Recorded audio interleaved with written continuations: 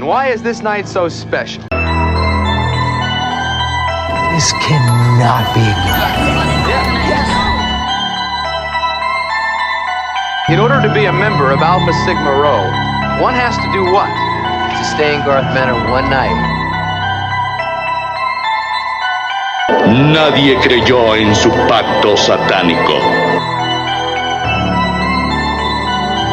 Because 12 years ago, Raymond Garth murdered his family here and then committed suicide.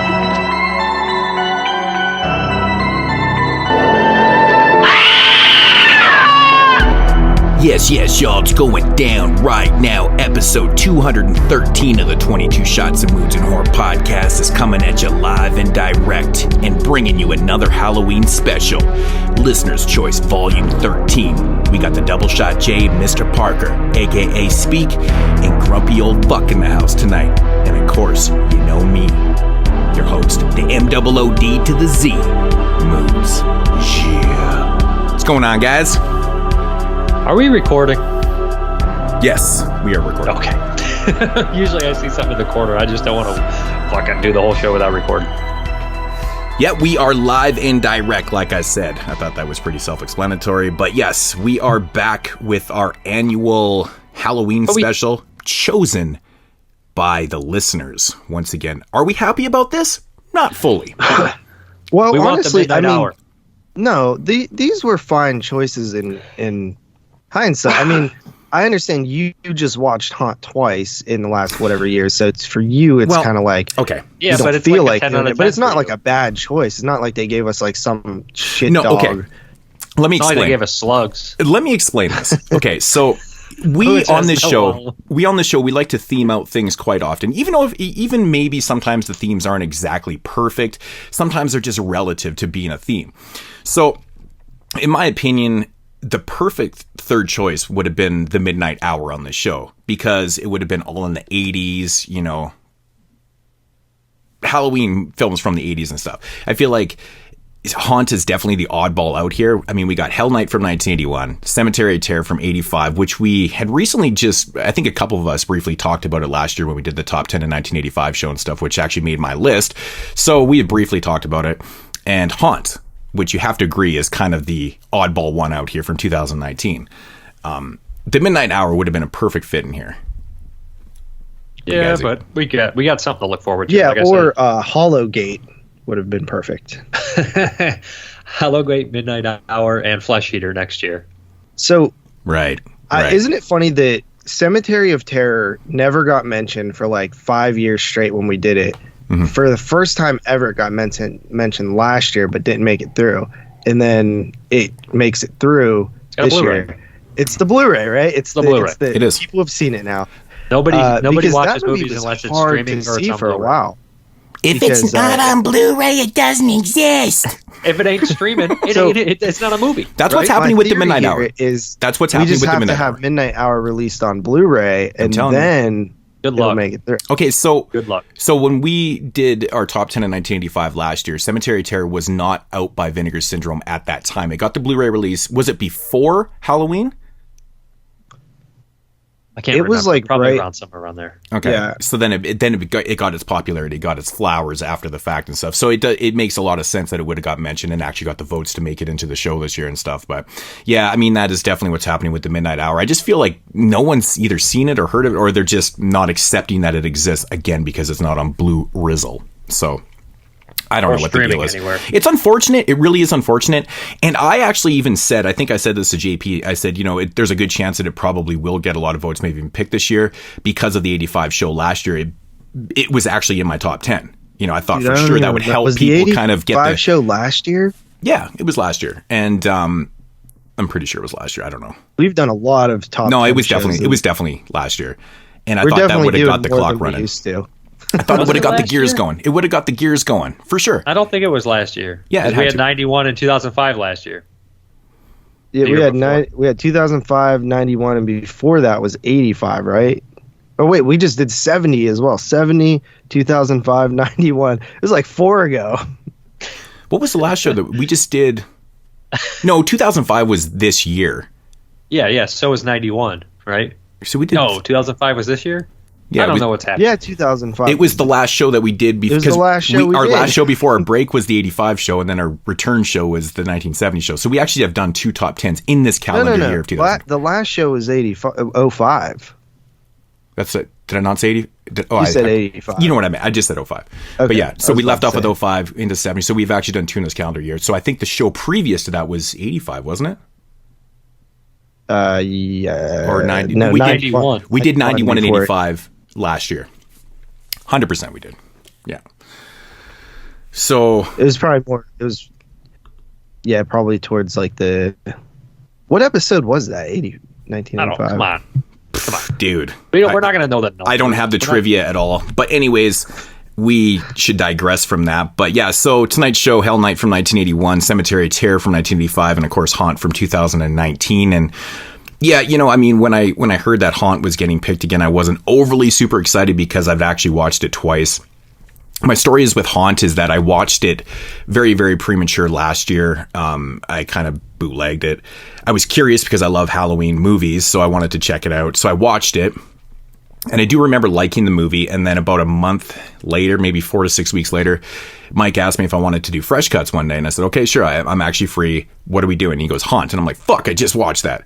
So I think that's why when I rewatched it, I started like really nitpicking on things, and I just wanted to be, you know, that guy. But it turns out that not everyone even really loved it on the Fresh Cuts review. Anyways, I think we ended up talking about candy corn even more than we talked about Haunt on the fucking show, to be honest. It was kind of funny. I think that's so weird that you guys prefer candy corn. Like, it's legitimately just much more poorly made and written. Like, it's definitely it's a poor movie to me. It's low budget and stuff, but I just had a lot more fun with it, man. There was just a lot more just funness to it. I don't know. I agree though. Haunt is definitely a better made movie. Yeah. It's higher budget, and you know, the writing is, that's definitely subjective when it comes to the dialogue is better and the characters are better in Haunt, I would say. Even if you don't like the movie, I do think the characters are pretty good, and the dialogue, surprisingly for a slasher movie, especially after we just watched Halloween Kills. We're talking about dialogue. Right. Oh my God. And I like that Evil movie. Dies The Tonight, dialogue. bro. Oh, we gotta keep doing that now. Okay.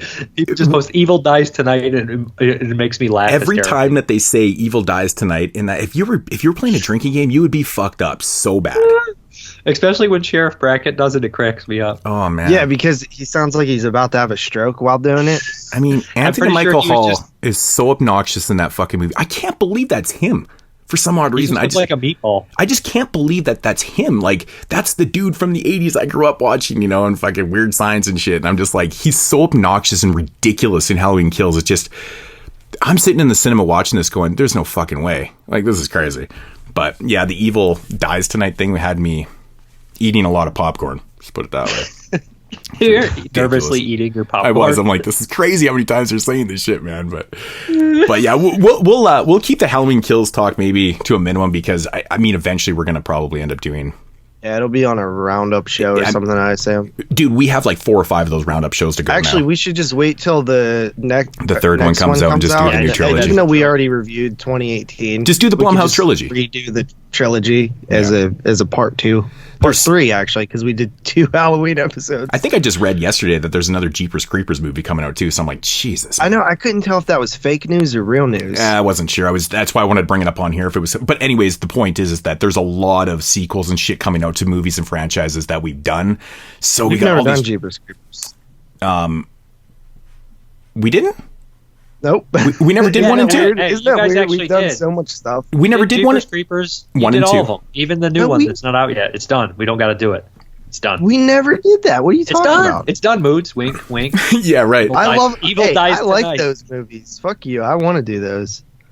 Evil Yeah. Dies Tonight. I We're honestly killing can't remember. Salva.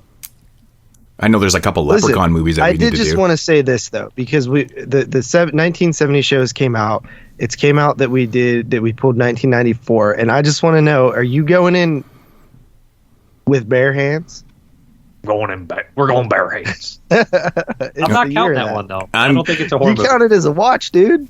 I didn't watch. I'll rewatch it because it's like a fun movie. And Why I would love you it. not rewatch it? That's a perfect excuse to watch it. You're Yeah, I gonna love watch 194 movies, and you're not gonna watch that? Oh, I'm Come gonna on. watch it. I mean, I love that movie. I'm not making it to 94 I already movies on this watched one. it. There's no way I'm watching 94 movies for this one. I don't think so. I don't think that it's possible, but Dave seems to think it is. I mean, it's definitely possible to watch 94, but I think in, like, you know, compiling my list and stuff, I'm like, once I get to about 60, I'm like, I'm really stretching it after that. So I was thinking about just watching like Leprechaun 2 94 times and counting that. Is Leprechaun 2 the one where he tries to get the wife? Yeah. It actually has like it has like the worst acting in the franchise, but it also has like one of my favorite characters in the franchise of Morty, because he's just such a sleazeball. Oh, Morty. Yeah. I wish we would have gotten Leprechaun 3. Everybody knows Leprechaun 3 is the best one. It is, man. It's the Vegas one. Down. It's the not Vegas everybody one. who says debate. Like even people who don't like the Leprechaun series is like, yeah, but that third one was all right. The third one is good. Dustin man. was always like, the third one's the best. The third one's the best. And I'm like, that's the one in Vegas. Yeah. I remember that one still.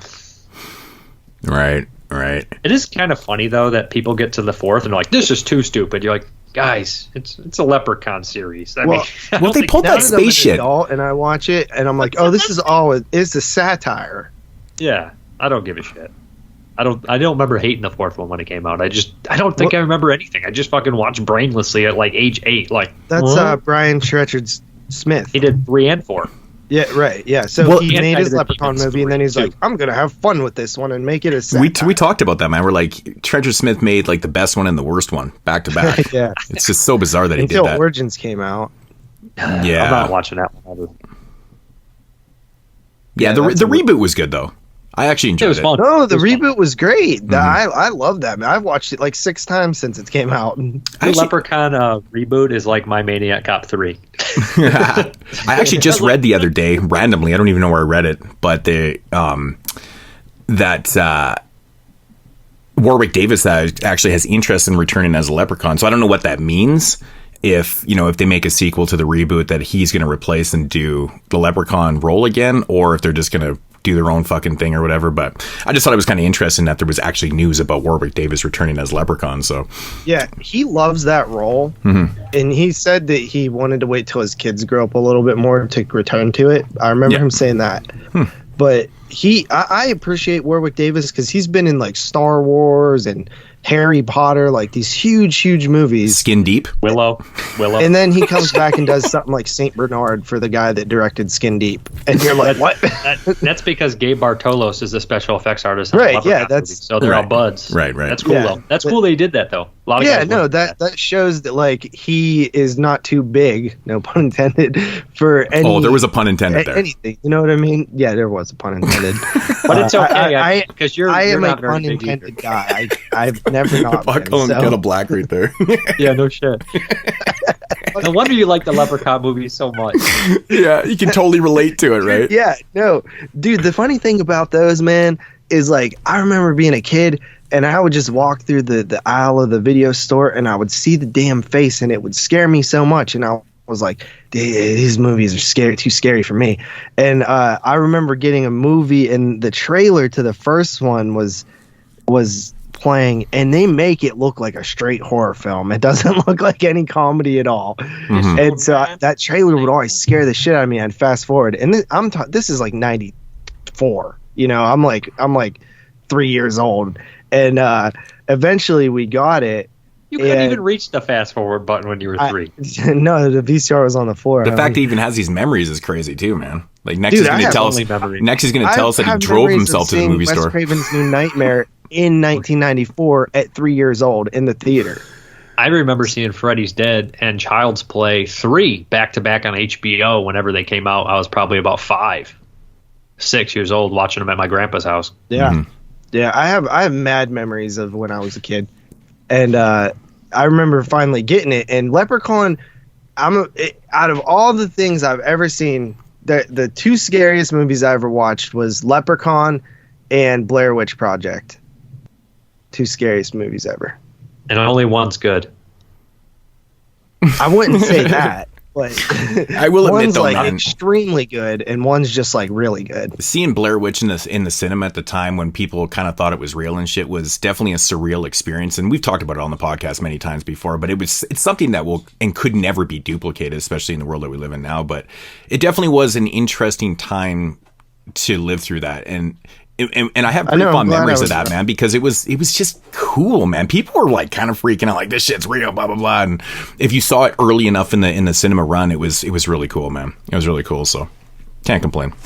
Yeah, that was like me, man. I mean, I had no idea it wasn't real. Everybody in my family was telling me it was real, so I was like too young. I was only 8 to like really look it up or like see anything about it. I didn't watch the news or anything, so it's like in a world where you're kind of naive and you don't really have a good, everybody around you is influencing you too. It's kind of hard to not assume it's real, and that's what, and because you don't see, because if I would have saw a witch, I would be like, okay, this is fake, but because you never see anything, right, you're like, yeah, it could be real. What happened in there that couldn't have happened? It's the whole found footage angle, because it just comes off as being so damn real. Like anybody could do this, just got some cameras, go around and shoot some shit. But yeah, it does help that you don't get to actually see that. So, I mean, it's terrifying. It's the setting. My whole family hated that movie when it came out. Mm-hmm. No joke. I mean, but I was only like 10. I get it. But like I said, though, man, seeing it at the time when people thought it was real and shit, it was just a very... I mean, no, we didn't know any better. We were just, like, you know what I mean? Can't duplicate it. You can't duplicate it, man. Marketing at its best. It had a lot of hype. Had a lot of hype. So when everybody saw it, like half of the people were like, "Oh, I get it," but like we were used to watching every movie that came out, so we were just like, "Huh?" Right. Does anybody know the status of the last broadcast? Like, who owns it? Is it possible to release or anything? It's out. I have a DVD of it. No, like a blue. To re-release it? Isn't that on digital though? I mean, I can't imagine that looking very good on Blu-ray, anyways. Well, it looks shitty on DVD. It's a great movie, though. Yeah, it's shot on like very DVD's early digital cameras, right? Because that came out in 98, right? It was a 98 film? Same year as Blair Witch. They were made like the same time. Yeah, so and it was shot on like very really early like digital cameras. Yeah, so those early digital cameras look like shit.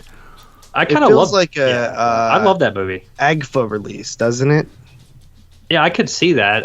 It's definitely a movie that deserves almost as much recognition as Blair Witch. It didn't have the marketing, but it has the same impact.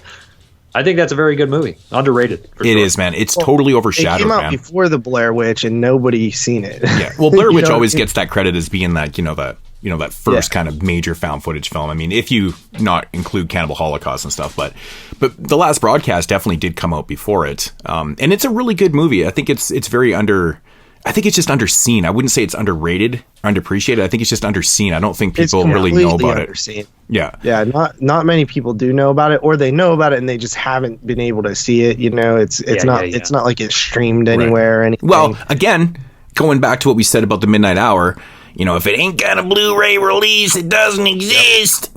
Not everybody's been collecting DVDs for 25 years like us. So. Right. And that's part of it, though. Like, so we have these things sitting in our collection. People are like, what is that?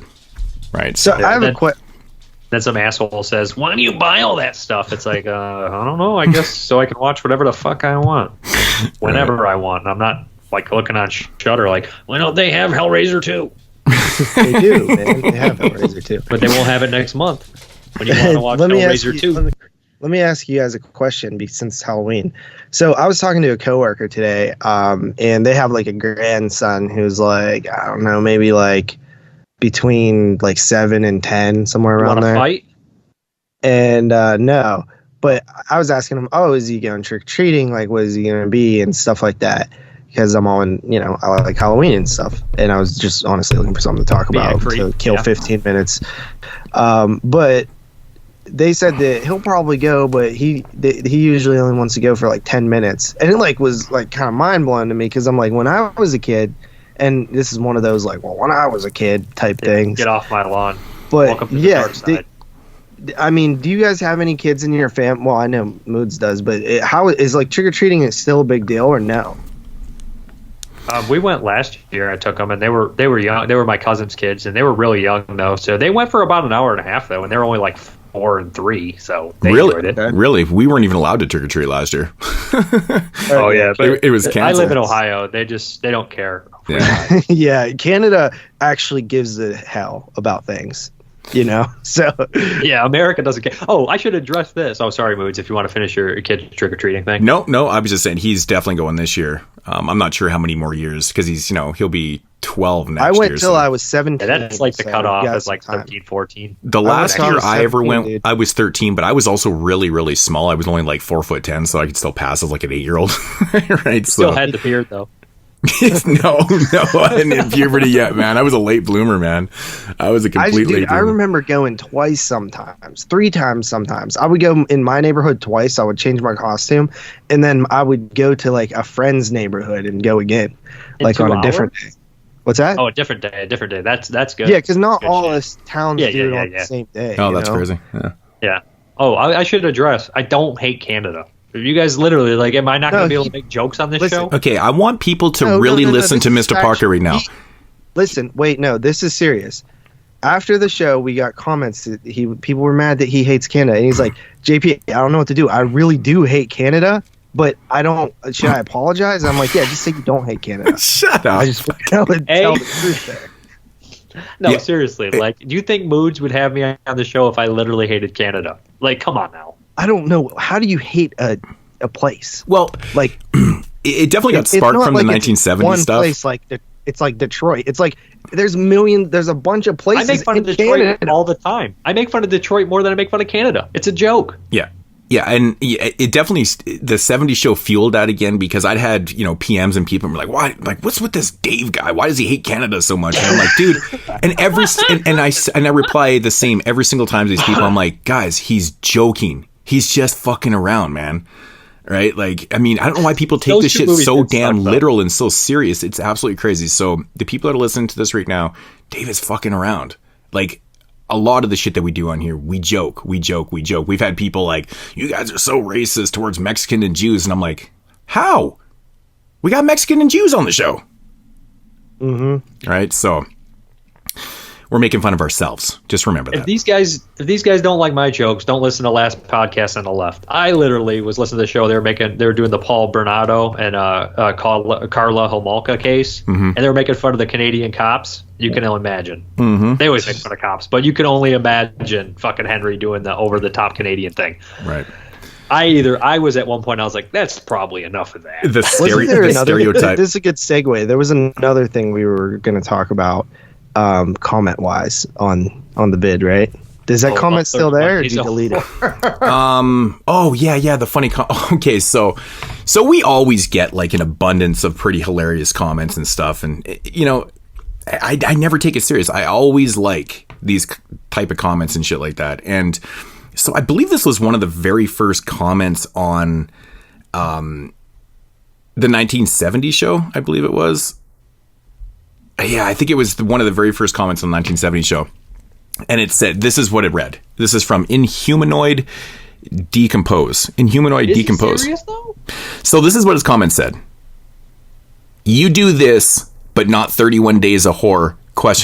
And in brackets, unsubs.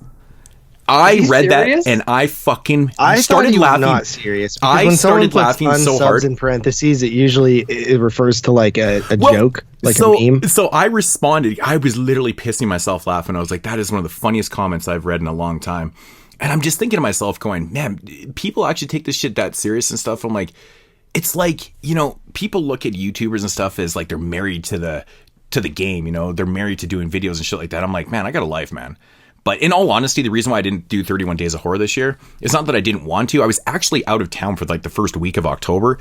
And I don't like to pre-record reviews and stuff because I always feel like it's kind of cheating because it is the 31 Days of Horror challenge kind of thing. Definitely. And I like to do it individually because I did this a couple years ago. I pre-recorded 5 or 6 reviews because I was kind of busy at the beginning of October. Hence my birthday being on October 3rd. So I do kind of get jumbled there every year when I do the 31 Days of Horror. But I felt like I was kind of cheating and I wasn't enjoying it as much. And I got about 3/4 of the way through and I'm just like, I'm not going to do that again. I'm not going to pre-record. I like to do it every single day because it's the challenge of it. I digress. I fucking hate challenges. I don't do it for the challenge. Why? The challenge. Why are you doing I it just then? like watching the movies. Yeah, but anyways, It's like going in a race and then like fucking bringing a wheelchair halfway through and just fucking coasting the rest and being Right. like, I won. right. I mean, I could totally pre-record all these things and just upload them, have them on, I only the did the schedule, first blah like blah blah. 15 days. But it's not the fun of it. And like I said, I was out of town. I went to Toronto. I was doing my thing and stuff, and I was gone for like the first week. So that's why I didn't do 31 Days of Horror. I just thought it was so funny. Like, you do this, but not 31 Days of Horror. And I'm like, fuck, man. Like, that comment just, it That's literally... literally 31 days of your time. Like, that's a lot of fucking effort. Like, what do you want? Yeah, I mean, well, you figure all the movies and then the recording times, if you edit anything, the editing times, and then the uploading. Yeah, it is time consuming. I sometimes especially people that don't do podcasts or videos and stuff, Mm-hmm. they assume that all this shit just happens with a snap of a finger. You know what I mean? Yeah. Like, I'm not saying everybody does, but a lot of people do. They're like, why don't you do this? And it's like, I don't know, because it would take 12 hours to watch all that. I'm like, guys, You like, know what I mean? I got shit going on, man. Like- I've got a wife. I've got kids. I've got a kid that's very active. He plays hockey. He plays baseball. He plays winter baseball. Like, I'm constantly going in from fucking sports and picking the kid up from doing shit. Like, I have a life, right? It's fucking hard to keep up with everything. And I do a pretty damn good job. And, even with this show, it takes a lot of time and stuff. And I'm like, guys, I'm not married to doing this type of thing. I do it for fun. So hence why I didn't do it this year. And also, if somebody is joking in those comments, you get so many rude comments all the time. It's hard to tell if somebody is kidding sometimes. Like, Right. literally, that Right. meme I posted was clearly a joke. I wasn't making a historical statement here. It was I think it obviously was a a joke. pretty historical statement. But people were legitimately arguing with me or being like, well, I know. actually, this ain't a fucking historian thing. This is a fucking meme joke. Obviously, we know the history of horror. It's a joke, and I'm just saying it as a funny joke. I mean, if it it's used not to be funny, it's not one- funny, but literally. It used to be one thing about you make a comment on Facebook or Instagram or wherever it is, and it would just be a comment and people would kind of go back and forth and stuff. But now people are taking memes serious. Don't people They're getting realize their that the news from the meme fucking is memes, actually a joke already, regardless of what the meme says? It's a joke. Yeah. That's the point of the meme. It's already a fucking joke. So you shouldn't be taking it serious. And I literally made the most harmless joke. It literally was so harmless. Right. It was like Yeah. a PG joke. It was a rated G joke. It Yeah. was a rated. And people are fucking crying over it. Right. But that's actually brings me to another thing of people crying. And this is actually what I was talking about, the comment. That one was good too. Oh yeah, going The back one to the that- serious. Sorry to interrupt you, but the reason why I thought it was serious is because I responded to him right away, and I was hoping that he was going to respond to me and be like, "Yo, sorry, bro, blah blah blah. I was just joking around, but and kind of laugh it off and stuff." But he never responded to me, and I didn't say anything mean to him at all. I just kind of unsub, dude. and I didn't say anything mean. I was just like, "Yo, man, like I was busy and." Thanks for the comment. It was comedy gold. Like, I congratulate him on making me fucking howl, laugh out loud for real. And then he never did respond. And there was a bunch of other comments on here. And I was like, okay, maybe this guy was taking his shit a little bit serious. Sorry if I offended you. Actually, I'm not sorry that if I offended you because I didn't do 31 Days of Horror because I got a life, motherfucker. Right. Just for that, you're not doing it next year. Yeah, exactly. Not, just out of spite. I'm not going to do it next year. I might retire next year. Dude, you honestly- never even complete it. honestly, you made next like 1 year- year completed. Next year, No, I'll probably... I made 2 years completed, and if I complete this year, it'll be back to back. 2 out of 2. Your record on you, if you were an MMA fighter, your record would be 2 out of 8. They'd fucking force you into retirement. No, they just cut me, and I'd go fight for bare knuckle reviews. Chances are And then next you year get I'll be brain at damage. Wasteland. If I'm not going to, I probably won't be going to the early one, but the October show, which again happens the weekend of my birthday, so maybe Wasteland next year. So me and Dave will be kicking it then. Yeah, we should I all might go. go too. You better go, and don't be like, I picked up 37 shifts. I'll get 2 days. Listen, I wanted to move always on like to this that. though because this was the real thing I wanted to talk about. This person Glibglob87, and I never even seen this person comment before. So Do you think like, it's you the act year like that he you're was looking- born, or he's just a big Sidney Crosby fan? Probably not a Crosby fan. I know, I it's don't just- think he made this comment. He was. He said, "It's too bad the original 3 are no longer a thing. Every show is overflowing with guests. They should probably change the name because it's irrelevant now." I know. Unfortunately, I was actually responding to him about that too. It actually made me laugh out loud too. And by the time I hit post, he'd already deleted his comment. But they stay on your phone, right? So I was like, I sent the comment to JP. I'm like, check this out, man. This is awesome. Can't So, do nothing. Explain to me. Jeremy can't do the show. What do you want? Explain to me one thing though. Just because there's guests on the show, it makes the title of the show irrelevant. Does that make any sense? How does he's referencing the fact that our title has our 3 names included in it? Yeah, but I mean, band members change all the time in bands. They don't change the band name, right? Yeah, but their band name isn't their 3 names either. Could be. I kind of get what he's saying with that, but the name is fucking stupid to begin with. So it's like, what do you mean irrelevant? It never was relevant. It was fucking stupid from the top. Yeah, regardless of being a dumb name or not, it's still ridiculous. I mean, fuck, whatever, man. That's just like a backwards way of saying I don't like Dave, which is fine. There's going to be people that don't like. That's what I thought. Fine. Yeah, and people still think that Dave is like a guest feature on here. He's actually not. And that's something that we've mentioned many, many times on the show and stuff. And no, he's not actually a guest host. He's he's a full-time, part-time. We joke about that because, you know, he's here a lot. He's here. And he's more full-time than Jeremy. Jeremy, okay, we should address this. And the only reason I'm in here, it's not because we like booted Jeremy out or I was like, get rid of Jeremy, I'm coming in. Jeremy literally can't do it because time constraints and I'm filling in and we go, he might be back sometimes. I might not be here. Right. So it's like, consider me Shemp. Chances are Jeremy is not going to be doing a lot because apparently his work schedule is just crazy. He's working a lot more. He's got promoted. Yeah, he got he's just working a lot more during the week. And now we're recording on a Monday afternoon. And he couldn't even record on the Fridays either. So it wasn't like we like changed times and he couldn't do it. He just can't. The only day he could record was like Sunday, and I don't want to do damn Sundays anymore because I like football. Yeah, yes. I also like my free time, you know, to wake up and not have to do anything on one day. Sunday's Friday was never a really good night for anybody because we always started really late. It was work was involved and like it just interrupted a lot of everyone's life. It was just a bad day. So, but I mean, we tried to figure out the best time we could. I mean, it does seem like Dave can record sometimes on these Mondays as long as we keep it short because he is definitely the oldest man I know. And he goes to bed really fucking early. I go to bed at 5:45, so we got 15 minutes, fellas. Yeah, exactly. Shut up. But no, that comment is like, okay, here's the thing, right? Like, do you, even as like a pure listener, when we have guests, does the quality of the show dip or something? Because it never felt like it did to me. Like, okay, maybe if you got Mike Merriman or something, it dips a little bit. But everybody's falling asleep at work and shit. But like me and Moods are still here. There's been shows where it's just been Moods, but it's like Dave. I mean, Dave's definitely at least as good as me. Hell yeah, I did a show with Mike and Venom. I think it was the Video Dead Terrorvision show. I was the only one here. Good show. You guys also did an Italian show without me too. Right. I think I also listen to most of the guest shows. Like, don't you guys like? Yeah, you do. I listen to like Jerry and Mike shows and like Derek and like Exploding Heads. So like hearing them pop up on this show, even if I'm not on it, it doesn't seem weird because they're familiar voices. Right. Mm-hmm.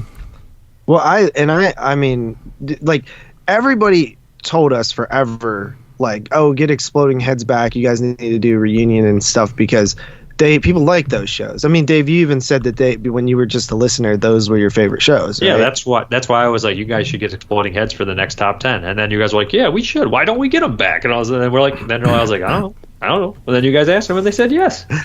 Yeah. So it's like, and this guy is an outlier because most people like the people that we bring on. So it's like you can't please. If you just please that guy, you're going to disappoint more people. You know what I mean? So it's like, and that's the thing. At the end of the day, we're going to do what we want to do. Like we wanted to do that. We want to have fun with our friends and talk about movies and stuff. So it's not just about like the show. It's like this is a hobby. At the end of the day, we don't make money doing it. We don't make. It's truly. It is truly. That's the misconception of what we do. And I think in general with podcasters and stuff is that it's almost like the listeners sometimes feel entitled and they forget that we do this for fun too. We do it for ourselves. And we're not talking about most of the listeners because 95% of listeners have been nothing but nice. And even if they don't like what they hear, they don't even let us know. Like they don't say nothing. You know what I mean? But like there is going to be that point too where sometimes you just don't like somebody. It happens. And if you don't like me, that's perfectly fine. Dave didn't like me.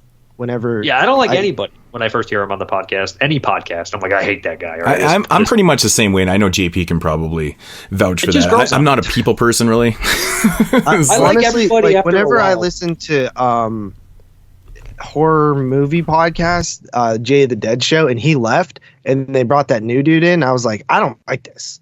And then after a while, I still don't like him. Yeah, I like it's the unfamiliarity of a new voice. You just got to get familiar with people. Like you know how to take them. Like, you know what I mean? Well, it's like whenever you watch a show, like, or something, and they bring in some new character, and you're like, this ain't the people that I grew to love. You know what I mean? What's going on here? So I get that too. But I felt like with Dave, when he came on for the Argento show 2 years ago, I just felt like he gelled so well right away that it was like really fun having him on. And I felt like he fit right in. And then he guessed a little bit more, and then the rest is history. And I felt like, and come on, Dave did like the most research out of all of us for 1970. You know what I mean? Like, that's pretty impressive. I watched fucking Bizarre. Yeah, that is bizarre. I never picked up that DVD. That movie? No.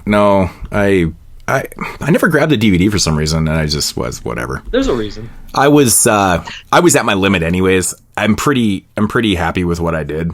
So yeah, I don't think you need to watch more than 60, to be honest. Yeah, 60. Yeah, the last. I mean, I think 50 was. It wasn't a painful. It honestly wasn't painful. See, I like those movies though. You know, I mean, I enjoyed myself. I only had like 5 that I was like, wish I wouldn't have watched these. Right. I've already enjoyed 94 more than I did the whole of 1970. I'm enjoying 94 quite a bit. I love 3 of the 4 watches. Yeah, just looking at the films that I got on the list to watch, I think it's going to be a pretty entertaining year, to be honest. It's definitely a very tonal switch from doing 1970, and like, you know, like I said, you know, it's a very patient year, a lot of slow burns, a lot of period pieces, a lot of foreign, and 94 is completely the polar opposite, man. There's a lot of foreign, I think the biggest thing with 1970. Yeah, there's a lot of foreign films, but there are a lot of obscure ones too. Like, you're really digging in the crates for those things, but yeah, a lot of full moon. Any year that has so much of the same thing, or like the same 3 themes, like vampires, witches, and like period pieces and satanic panic and shit. It's like, I mean, I watched like Mark of the Witch, Witch Hammer, and like Cry of the Banshee all within like the same week, and I'm like, jeez, dude, I don't even remember which one's which. When I was doing my 70 watches, I purposely spaced out all the vampire movies because I knew there was like almost a dozen vampire movies to go through. I don't even think you can space them out. I think you still have to do one every other movie. Well, I would watch one, and I'd watch a couple other movies, and I'd watch another one, and yeah, there was a rhythm to the rhyme there. So, but and also, honestly, just finding some of those movies was a lot harder than most years for me because there wasn't a lot streaming. There wasn't a lot on disc that I had, and I had to resort to Dave's Plex for the most part. I had a lot of those movies, so I was good. There's only a couple I couldn't find anywhere. Like, there was one I looked on Letterboxd, and it had like 2 5-star reviews, and I was like, how do these people see this? This movie's impossible. It was called End Zone, and it was about like slasher, football slasher. I was like, I want to see that, or like a proto slasher. Couldn't find it anywhere. I call bullshit on that rating. It was the 2 stars of the movie. Yeah, right. Yeah, I want to see. Like, nobody's seen that. I do want to see a company get a hold of Jonathan, though. That seems like a total severance. Yeah. Somebody posted up and said that there was a DVD, but it's from like a company called VFN, and it's on Best Buy for $5 to $6. And it's really? like, it looks like a budget release, VFN, because I never knew about any DVD release anywhere. No, it's probably full screen too, and shitty, and yeah. Because the print we had was a beautiful widescreen. Yeah, it was. We need to hit up Severin or Vinegar Syndrome and be like, "Hey, contact VFN." No, that's a boot. I think get gray market. That's a gray market, definitely gray market for sure. But I'd like to see somebody that has it if they know. Maybe it's good quality. I don't know. So I'm curious on where the transfer came from because it's been remastered. A German DVD, probably. Right, because it was pretty. Because that's a German movie, right? Yeah. Yeah, and it was that was a good print, man. The Ensign's Woods or whatever that is, that had an HD print. So I wonder where that had to come from television. There was a television print. So there was an HD print of that movie, and that would look great on Blu-ray. I still don't know if you're saying that right. Probably not. The Wolf in the Woods, then. Let's call it that. It's a snake cave. Yeah, that sounds like a better name to me. No, I think it's the Ainsons. I think I don't. Doesn't that word look like it's so easy to pronounce? Epileptic and then you can't pronounce it. It's like one of those fucking words. I hate that. I hate that. I hate reading films that I don't from other countries, and like the title, like for some reason a lot of the time when you download stuff that's not on disc, it's the title is the foreign title, and I'm like, I can't remember which one that was. It's so frustrating. It's like una corpo. You're like, what? Yeah. I was like, what? And like I'm lazy, so I don't like. Sometimes I change my titles. No way. So like I'll go into a folder and I'll be like, what was this one again? But here's another thing, boys. Italian Horror Month is next week. I was just going to bring that up. Next week? I was just going to bring that up. Bring it up. Okay, so yes, this is going to be the last show in October, so we all know what that means, entering into November, which is, of course, Italian Horror Month here on the 22 Shots of Movies and Horror podcast. We, of course, have 4 new directors lined up. Actually, I should say 3 that we've never done. There is going to be a part 2. I guess we could probably just announce the directors that we're doing right now. Yeah. Okay, so the one director that we are repeating is Mario Bava. I think we did Mario Bava, I believe, in the very first Italian month. Yeah, because I think the very first Italian Horror Month, we just kind of wanted. I mean, we had not done any Italian horror films really, so we just kind of went with some big heavy hitters. So we did Argento, Fulci, Sauvé, and Bava. So, like, that was a pretty heavy hitter year. Right. Most approachable. Yes. So, yes, that's going to be the one repeat. We got 3 new directors lined up. So my pick was Sergio Garoni. What was Jeremy's? Well, Jeremy's is subject to change because me and Dave came to an agreement. I think you were there too, Moods. I'm not sure. I agreed. That Jeremy tries to pick like the most weirdest and obscure guy, and sometimes it works out because there was like a couple good ones, you know, but we're getting to the point where it's like, I don't know if you could keep picking the weirdest obscure guy and still find some gems in there. And if he's not going to be on the show, like, we're not going to watch some shitty director, which allegedly we don't even know for sure.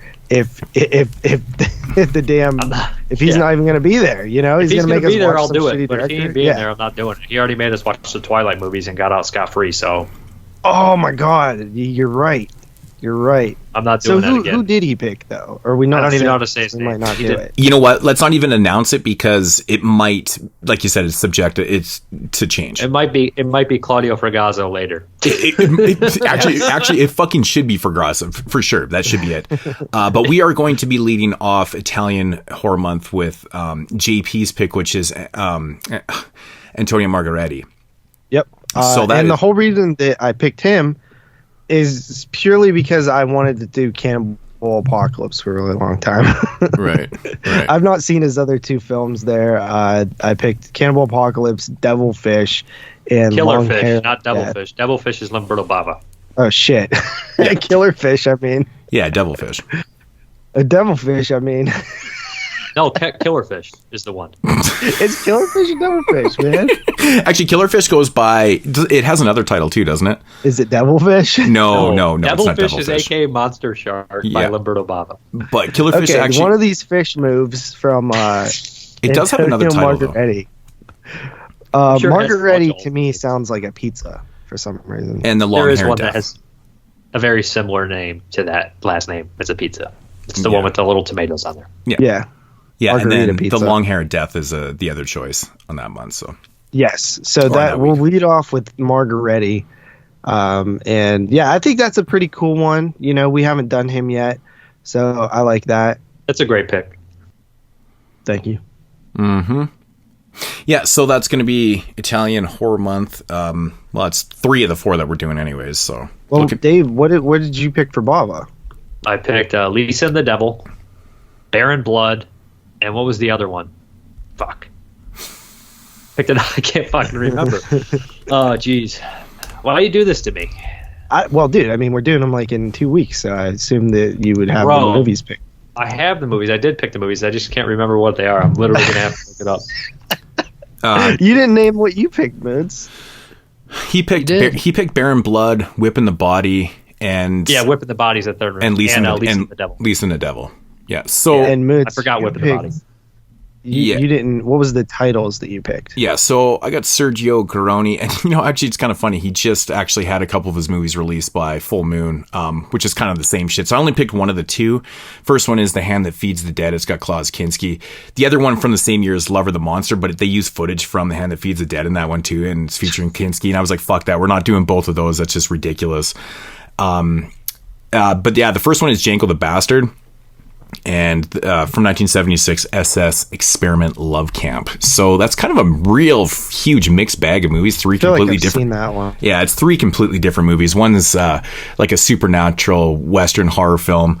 One's a Nazi exploitation film, and The Hand That Feeds the Dead I've never seen. I think it's maybe a monster movie. I don't know.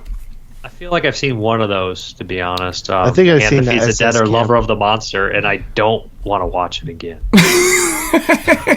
I don't remember which. I'm trying to think of which one I watched. The Hand That Feeds the Dead is the one I watched. Yeah, I think. Fuck, I can't even remember, man. I know I popped it in to see what the transfer looked like, and I had to get. Oh, I never finished it. I popped it in to see what it looked like because I think Full Moon announced that they were doing replacement discs for both those or something like that. So I waited on the replacements, and then I ended up picking them for Italian months. So, yeah. There's so many of those SS camp movies that look the same. You know what I mean? There's like 10, and they're all like almost the same movie. Yeah, and they all came out in like the same 3-year span. Yeah. I don't know if I've seen SS Experiment Camp. I literally can't remember, but I've seen I've definitely seen the cover, but again, those have been reused. Oh yeah, yeah. I just watched Gestapo's Last Orgy. Yeah, I actually just picked up I know the Blu-ray's coming out too, but I got the 7 DVD. But didn't you not watch it for 76? SS Experiment Camp? I probably did. That's probably why I watched it. Yeah. Okay. So here's something that is going to be sad to me. So obviously we retired Dario Argento last year with the final Argento show, which was year 6 of Argento. And one of the reasons I like doing Argento every year is because I could tell which year of Italian Horror Month we were on because it coincided with how many Argentos we did. So now we're not going to have that anymore, so I'm going to have to actually use my brain. So that's disappointing. But I did want to say, I saw this. I was doing my yearly research on the Sandman, see if anything happened. And I found out that Dario Argento's Black Glasses has actually finished filming. So I'm just saying, there might be a possible Argento 7 at some point. What are we going to watch for the other two? They used all the... Well, he did the TV show, In the Darkness or whatever it was called. The 4-episode thing. Yeah, I guess you could. And Two Evil Eyes is still out there. It's possible to squeeze together some sort of Frankensteinian Argento 7 show if Black Glasses ever comes out. But I actually, they showed photos from the set. We never did do Jennifer part of Italian Horror Month, though. We did that during Masters of Horror. Masters of Horror. Peltz and Jennifer. Yeah, because we've reviewed both of them before, but we never did them on Italian. So those are options. But yeah, then the TV show one, and so I'm thinking he probably used the money from Sandman to complete the filming of this movie. Is that what he did? Dude, I think that Sandman thing was... I think somebody tricked Old Man Argento into, some con artist, just straight up, guys, bad dudes. Just was like... This is all settled. Me Scoozy. It's over. It's fucking over. We apologize. It's done. Because they keep bringing it up. Anytime I read anything about it, it sounds like the people just ghosted. They're just gone with nowhere to be. Yeah, I know the information is so vague. It's hilarious. It's just such a fuck show. The Black Glasses film starring Asia and a little Chinese girl and some other actor. There was a photo from the set, and Old Man Argento just standing there in a mask, during a pandemic, like Elric said. That's crazy. Just filming a movie at 80 years old. So it apparently it wrapped. It's called giallo, Black it Glasses. says. Yeah. So, and apparently it cans. Oh, I hope it's not like giallo. Dude, come on, it's gonna be bad. We know it has to be bad. It can't It can't be giallo bad though. Ugh. I like giallo, but I swear you're a contrarian. Man, Dude, that movie, it's was a bad not, movie. Come on. It was not a bad I bended a little bit on Dracula 3D. I was like, all right, it's not as But bad as Giallo's I was better saying. than And Dracula. then you and Dave Z were like, Giallo's pretty good. I was like, I'm not having any of that. No, it's bad. Wait, you actually think Dracula's better I'd than rather Giallo? watch it. I don't know if it's better. I'd rather watch Dracula 3D. Moods, you? Oh, absolutely. Absolutely. Okay. I'd watch those scenes, those CG, those really bad CG scenes over and over again and rewatch all of Giallo again. So you also saw that Dario stars in the new Gaspar Noé movie, right? Right. So that's where they were, the Vortex movie. Wait, he stars in it? He's his father. There's only like 5 people in it. He's one of them. Really? Yeah. And it's I did not know that. it's but about that's where they apparently Black Glasses was picked up for distribution at Cannes where Vortex screened. So, dude, I just think that's crazy. I mean, when you look at all the masters who are all like, 80 now, I guess maybe it makes sense that Argento would be the one to make another movie. Like I think Carpenter might. Cronenberg. Yeah, but isn't Cronenberg a little younger than them? No, I don't think so. No? Let's look at his age. I don't know if Carpenter's going to do another one. No, Carpenter fucking doesn't. Carpenter loves sitting back playing video games, collecting checks. Yeah, and I don't blame him. He's banking right now. His movies are getting so much fucking praise. They're getting Halloween re-released constantly. An opening weekend. Cronenberg's 78. Okay, so yeah, he's old as shit too. Yeah, Cronenberg seems more active. Right.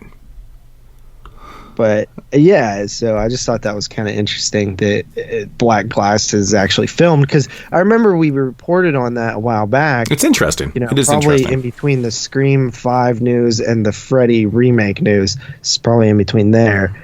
And I remember thinking, like, there's no way this gets off the ground. But once something's already filmed, I feel like it has to come out. Right? It's funny, man. Like we've completely like not doing news anymore, but we managed to bring up all the things that we always bring up in the news. Man, how did Scream 5 just get brought up? Actually, speaking of that, Carpenter's only 7'3", 73. Oh, I was about to say he's 7 foot. No, he looks like he's 173. Fuck, he looks old. Dario's 81. So Carpenter at least has another 7 years of potential movie making in him. Come on. Carpenter seems the most fucking I don't give a fuck out of all 3 of them. Dario was like, I don't know. You see Dario, he's still got it in him. Dario, every time you read an interview about him, he's talking about trying to make a new movie. So I mean, he definitely. Oh, he's a diehard wants man. To make movies. Yeah. Dario's got to die like the rest of the Italian directors. Just make them until you fall over dead. Like, but you gotta give it up. But you gotta give it up to like Joe D'Amato. They all did it. I mean, Argento's out there making movies and stuff, but Carpenter's out there fucking doing tours and shit. That's a lot more demanding on your body than making a movie. That is true. Like touring is hardcore, man. Acting. Cronenberg's in a bunch of shit still. Yeah. They're all very active. Yeah. Cronenberg looks the best for his age, though. Oh, well, Carpenter smokes like a chimney. Carpenter looked fucking 70 when he was like 30, dude. In The Fog, he was like 43, and he was probably only like 20. Right. He's always looked older than he is, man. Yeah, dude, it's weird. Yeah. Like, even on the set of Halloween, he looks way older than he is. Yep, absolutely. Smoking is bad, kids. Well, he lived long, so I don't know, man. Who? Carpenter. I mean, he's only 73. That's not very old. Yeah. That's old to me. I don't know. No. 74 is the average male life. Probably older. Nobody in my family ever lives the average male life, then. Yeah, because you fucking say yes to every fucking ounce of overtime. If you want to work a 30-hour workday, you're like, absolutely. I'm saying my family, bro. I'm not saying me. I said all you guys do. Oh. It's easy, dude. He almost said you people. He almost said you people and got canceled. You look at overtime like you're working at some hard-ass job that's going to kill you. I'm sitting there watching fucking Hell Night. You know what I mean? I'm like standing up, working, sweating everywhere, looking over and watching guys sit down, not do nothing. And then I'm like, "Do you want to work overtime?" I'm like, "No, fuck no, I don't want to work overtime." Like I watched Hell Night and Haunt again last night. Right. At work. Yeah, your job is pretty slack, though. You gotta admit. Bum ass job. Yeah, it's not really a physical type thing. Right. It's not physical at all. But guess who caught COVID? You. I did. Yeah, but I caught that at a movie. No, you caught that at work. Dude, you work in a hotel, man. That's fucking germ factory. I'm pretty sure, but I got sick after I came back from that trip. Yeah. So I don't think I got it I think I might have got it at work. I don't know. Yeah. But I mean, it takes a few days to it kick didn't in. do anything to me. It was fucking. I slapped that shit, and it was like I just sat there not sick the whole fucking week. Because you always are sick. That's You were why like, it was like, you're oh, like this dude's COVID? already Me scusi. Dude, no, the Italian strand of COVID or whatever, those people in Italy got fucked up. Yeah, man. Yeah. That was rough. I remember seeing videos. I was like, this is terrible. Mm-hmm. Very sad.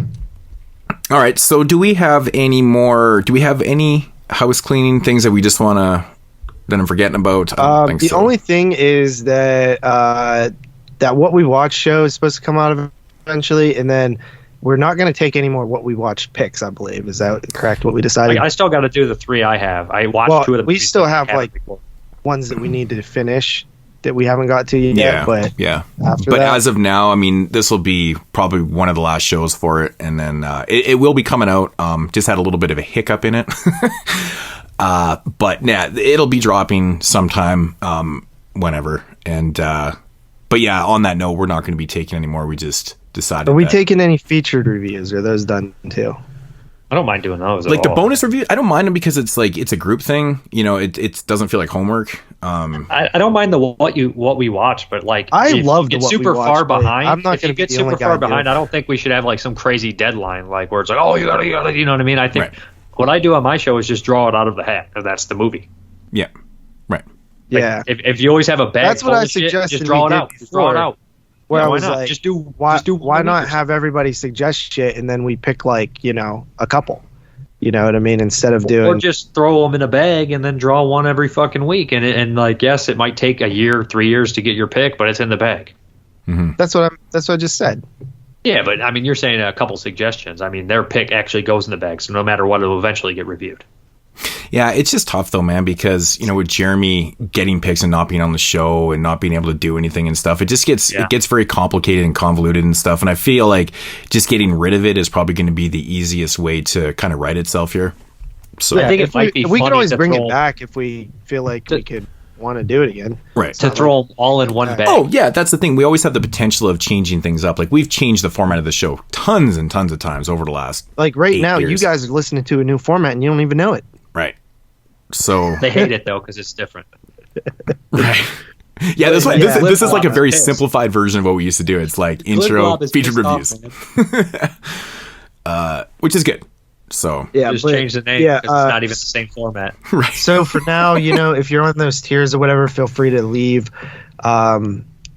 I can't Or- delete them until Or maybe make a well, suggestion. Maybe they can make a suggestion that's better. Yeah, or if you guys we're welcome to feedback. We could always, you know, change something if you guys have a better idea. You know what I think would be funny? What's that?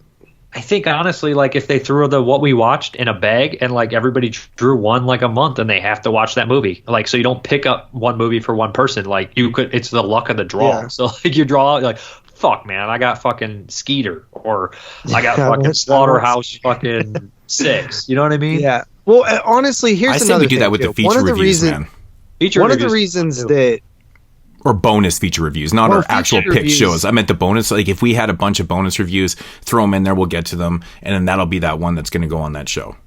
Yeah. Yeah. The only thing about that is they cost like a lot, so it's like kind of like, you know what I mean? I don't know. We'd have to lower the price or something. Because I would feel bad if somebody paid like $25 to get something reviewed. Oh, they paid 25 for a featured. I think so. That's a lot. I have no idea. And- yeah. But the what we watched like $6. Jeremy did the money stuff. Yeah, but here's the thing, like another reason why like like I know Moods and Jeremy aren't a big fan of the what we watched is the picks, the review picks, is because like some of the movies you guys pick are like kind of shitty, guys. Like you guys don't do us any favors and make us want to do the shit. Like for me, you have like nobody's really given me shitty movies ever. Like I've always had like good shit that I wanted to see. That's because Mood's seen so many movies though. So Well, like, I they think want so. to give him something People new. just don't know what to give him. That's part of it, and like I'm either getting stuff that I've seen before or some really like just gutter shit, and it feels like homework to me, man. And I don't want that. I want to be having fun with you this shit, definitely right? don't So, want yeah. Yeah, if you get too many bad movies, you'll literally just not want to do it anymore. Like that's why I stopped doing the the random picks from people that aren't like Patreons on my show, because they were giving me like the most obscure shit ever, and I literally had to spend like $30-$40 importing a DVD and shit. And it's just like, guys, like, you know how fucking hard it is to find some of this shit? And I'm like, I'm trying not to download it if there's a disc to buy, so I'm buying this disc, and it's just some obscure fucking movie, and it's just come on. Right. Yeah. Whereas like me, I think I haven't seen so much still that it's like, oh, I know JP hasn't saw, you know, something popular that In the Mouth of Madness. So it's like, okay. You ain't seen In the Mouth of Madness? No, I have, but before, you seen Zombie Bloodbath 2, Rage of the Undead? I was just gonna say that, dude. I was just gonna say that. Yeah, for me, I mean, I've gotten like such good shit that I'm actually I really liked it because I got shit. Like I felt like I was getting more knowledgeable as a film dude because I would get stuff that I just didn't have time to watch otherwise, or just wouldn't have any like major that's push to go to. Too, because like some movie you're like, this is gonna be good, but I never had the push to watch it. And then you watch it, and you're like, that's a 10 out of 10. I just watched it. Like there was actually like a handful, like some Cronenberg stuff. Like I gotta say, for the past like couple years we've been doing this, I've been like super blessed with the stuff people have given me. I've saw some great movies. Right, but I'm cool with. Are you sure you're from Pennsylvania, JP? Why? I'm just kidding with the hashtag blessed. It's a very American thing to say. I gotta make fun of America now. I can't make fun of Canada anymore. That's almost blessed is an American thing to say. I don't know. I see it a lot on fucking Facebook from Americans. Yeah, it is true. I see it from Hawaiians. Who? Blessed Holloway. Max Holloway? Blessed. Oh, that's yeah, Blessed Holloway. Yeah, but he's American. Anyway, but yeah, I mean, I'm cool with dropping it for now, you know, and seeing if anybody has a good idea or something. And well, just leave your input, comments, we're trying feedback. to simplify everything right now because everything has been really rough. I mean, we normally are back in September. We didn't come back till mid-October this year. Yeah. So like everybody's lives is moving crazy, and it's like if we still want to do the show and we still want to be able to like actually keep going to the 10-year mark at least. Yeah, it's got to be simplified and simplify it a little bit, man. And also just, you know, finding the time to record and simplify finding the time to record. And that's what it's about right now. So we still want to do the show, but we have to be able to fit it in a time. Right. So it's tough. It's really, really tough. But we're still doing it. We're back. And Italian month is just around the corner. But on that note, this is the Halloween special. Listener's Choice Volume 13. Man, we've done 13 of these Listener's Choice. It's crazy. And on that note, we should probably get into the featured reviews. You guys want to do that? You guys ready? Yeah, I guess. All right. Well, let's do it.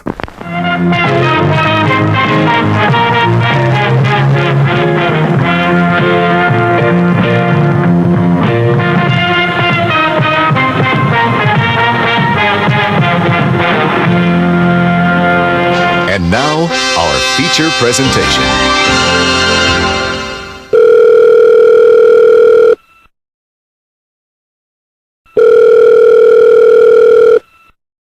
Yo, who this? Yo, Modes, it's your boy, the ill-mannered Funky Child, calling you to remind you that the featured reviews on this episode contain spoilers. Aw, yeah, man, that's right, brother. Thanks for the heads up, playa. Now go back to being an unproductive asshole. Fuck you. I tell your listeners to stop being so dumb, silly, sensitive. Yeah. Alrighty, so getting into the featured reviews here on episode 213, Listener's Choice Volume 13, Halloween Special. First movie that has been picked is one that's been always on the list every year, and it finally got the votes to make it in. From one of my favorite years in horror history, which is 1981. I'm pretty sure most people listening to the show know that. I didn't have to say that. And it is a film called Hell Night, starring the one and only Linda Blair. And it's directed by, I don't know if I'm going to pronounce this guy's name right, but it's Tom, is it Simone or... Simone? I don't know. But we know it. It's like D-I-S-O-N, you know. It's is it Simone or... I don't know how... Okay. So I do recognize the name because he directed... what's the movie? It's Reform School Girls. Reform School Girls. That's right. And I'm a big fan of that movie. I like that movie a lot. I believe I've seen it. It's really, really sleazy, right? Oh, big time. Yeah. Yeah, I thought so. And he also directed the second sequel in the Angel franchise, Angel 3, the final chapter, which actually is not the final chapter because Vinegar Syndrome put out the trilogy. It never is, dude. There actually is a fourth one. If you put one. the final chapter in any of your films, you're destined to make another one. Right, yeah. And I'm going to call the first one in my series the final chapter so I get a sequel. There you go, bro. That's thinking outside the box, man. Amityville Ouija board, the final chapter. That's smart. That's smart. But yeah, I don't know what's up with the rights in the fourth one because Vinegar Syndrome only released the trilogy. Who knows? Who cares? Oh yeah, the Angel flicks. That's right. This dude also did a bunch of porno films, I noticed. He also did 4 episodes of Freddy's Nightmares. This guy did a shitload of porno. Sounds like a good guy. Yeah, I know. I mean, it's like if I was gonna make a shitload of films, porn wouldn't be bad. No, why not? Who gives Under a shit? various names, Lancer Brooks, Richard Cole. Man, he used a lot of different pseudonyms. Mike Taylor, Thomas Simone. This is fucking hilarious, man. If you directed porn, would your family be upset? Because I hear that all the time. My family's dead. All of it? A lot of them. Like, I mean, nobody. I wouldn't talk about it, and they wouldn't ask, and it would be fine. I don't talk to. Honestly, it wouldn't matter. I could do what I want. I'm completely disowned from my family. So I mean, it is. Your what wife it is. wouldn't care. She'd be like, "You're shooting porn," and She would probably care. question it. She'd be like, "Why are you doing this?" And then the you're The like, world "Man, needs I just have a passion for darling. it." Right. The world. This is my art. I don't know if I could bring myself to ever shoot porno because I'd just be like, this is ridiculous. I'm shooting porno. It's awkward. Right? Yeah. It would be very awkward. I feel like nowadays too, where at least in the 70s, right? They were like real movies with Yes. porn actresses and Right. stuff Yeah, and scripts, and now it's just like It's just scenes. Every porno is just a Right. compilation video. That's and all it is. Yeah. It's so explicit. Like, they're like, all right, now spread it, show it, yeah, Right. stick it Or back like- in, spread it, stick it. You're like, yeah, oh, or geez. like just the camera angles are ridiculous and the positions are like unnatural Dude, and like not the one real. under the balls, that's the worst camera angle ever. They should have Nobody likes it. Who likes that camera angle? I know that's an age-old joke, but every time I fast forward through that camera That's angle. like a 70s thing. That's like a 70s Under thing, the man. That was balls. a I very hate it. popular shot in the 70s. Like, go to the side. The side's beautiful. But when you go under, no, go under. Nothing looks good under. Nobody looks good under there. It's Nobody. a bad one Not any because of the people- everything looks like it has sideburns in the 70s too from that angle. It's like, kind of gross. Just go to the side. The side's great. Right. Or even up top. So, Hell Night from 1981. Synopsis. 4 college pledges are forced to spend the night in a deserted old mansion where they are stalked by the monstrous survivor of a family massacre years earlier. So, yeah, the backstory in the... okay, so one thing about this movie that's always something I've noticed is a lot of the films from this era always have that backstory, right? There's always a backstory to why the killer's doing what they're doing. You got Madman. Yeah, exactly. Madman right away, right? Right. And the thing is with those type of movies is that they generally show the backstory. Like, I'm wondering if it was like a budget thing on here and they decided to just have the president of the fraternity tell the story as they're entering into this mansion and stuff. We don't visually Sometimes get to you even see it. get someone narrating it or emceeing it, and then you still see footage of it, like in Friday the 13th. Well, there's a reveal in this movie, which I don't want to spoil. Right. But there's a reveal, and if they showed it, it would switch it up. But I watch a ton of these movies, and you're right. It's very similar to House of a Sorority Row too. Like, this is the same fucking plot, right? Almost. Right. Like the house and and Unseen. It's very similar to a lot of these 80s ones. I just feel like it's missing something, it's missing that visuals at the beginning and stuff. And it's kind of a shame too, because the story is, it's not overly original and stuff, but like the visuals that you connect with the story in your mind, you're like, that would be cool to see, right? Because it's a lot of carnage. It's a lot of carnage. And there's not that much carnage in the actual movie. And that's what I'm saying. And that's what I was leading into. And, if we had got that opening scene with the visuals of the actual story, it probably would have made this movie a little bit more interesting. I mean, it's not like Hell Night doesn't have a body count. There is an 8 kill body count in this movie. Pretty good. I think that's a decent amount of kills for, even though the runtime is just over 100 minutes, I feel like it is a little bit spacious with the kills. And honestly, the kills aren't the greatest in this movie. There is a couple that are pretty decent. I think there's a missed opportunity with a decapitation that we kind of get the whole Godfather effect in this movie. We don't really get to see anything except for the aftermath. But I like that. Yeah. I actually complimented that watching that because it was so quick. You know what I mean? Like it was so quick that it was just like, oh shit, I registered what it was and it was gone. Like it was effective. Yeah, sometimes they hold the on decapitation wasn't bad.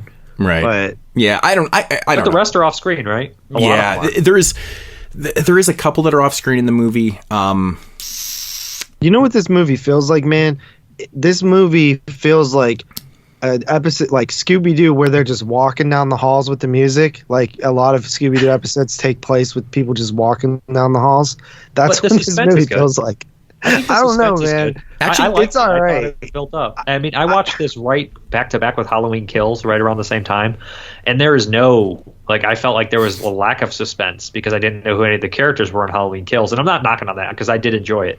But this one, I felt like I knew the characters, and I actually was genuinely kind of spooked out because the house was so cool, and they were like walking in the dark doors and stuff. I think this is a pretty solid slasher movie. I think it's better than average. At least our core four. Like the ones that are pledging, like we get to know them, but that's the one thing about this movie that's kind of interesting. And I will say the way certain characters or the order of certain character deaths are kind of surprising too, because I mean, we're probably going to have a little bit of spoilers in here. I'll put the spoiler intro before this too, just so people don't freak out. But I don't think we should spoil the twist though. No, we won't spoil the twist, but certain things. I mean, this movie is from 1981. It is 40 years old, so I mean, and it's not obscure. Let's face it, people. We've probably seen it.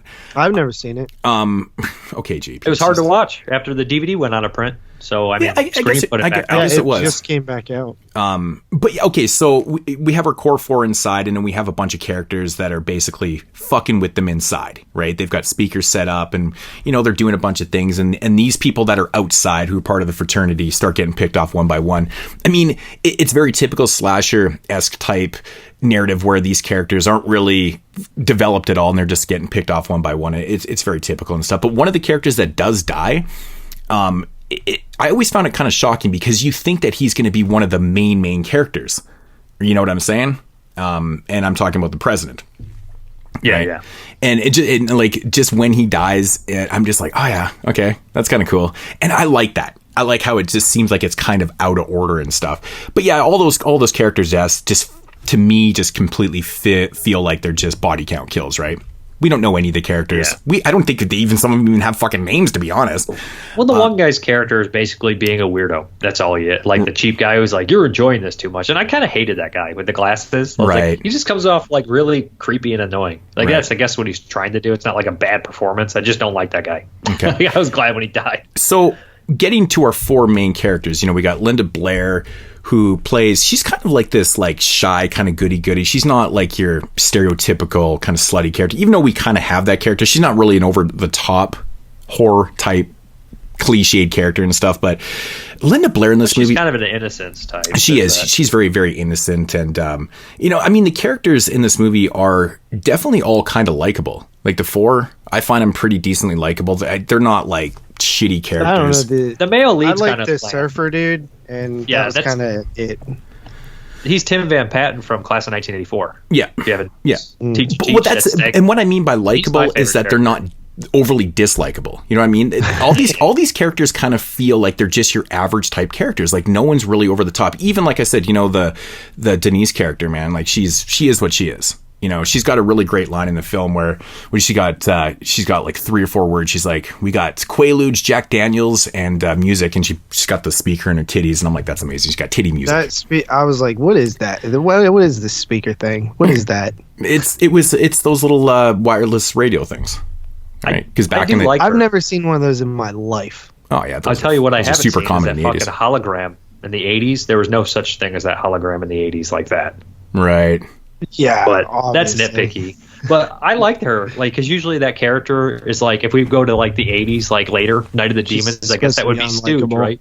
Mm-hmm. No, she's not unlikable. I would just say that usually that's a male character who has all the party favors and stuff, so they have a female.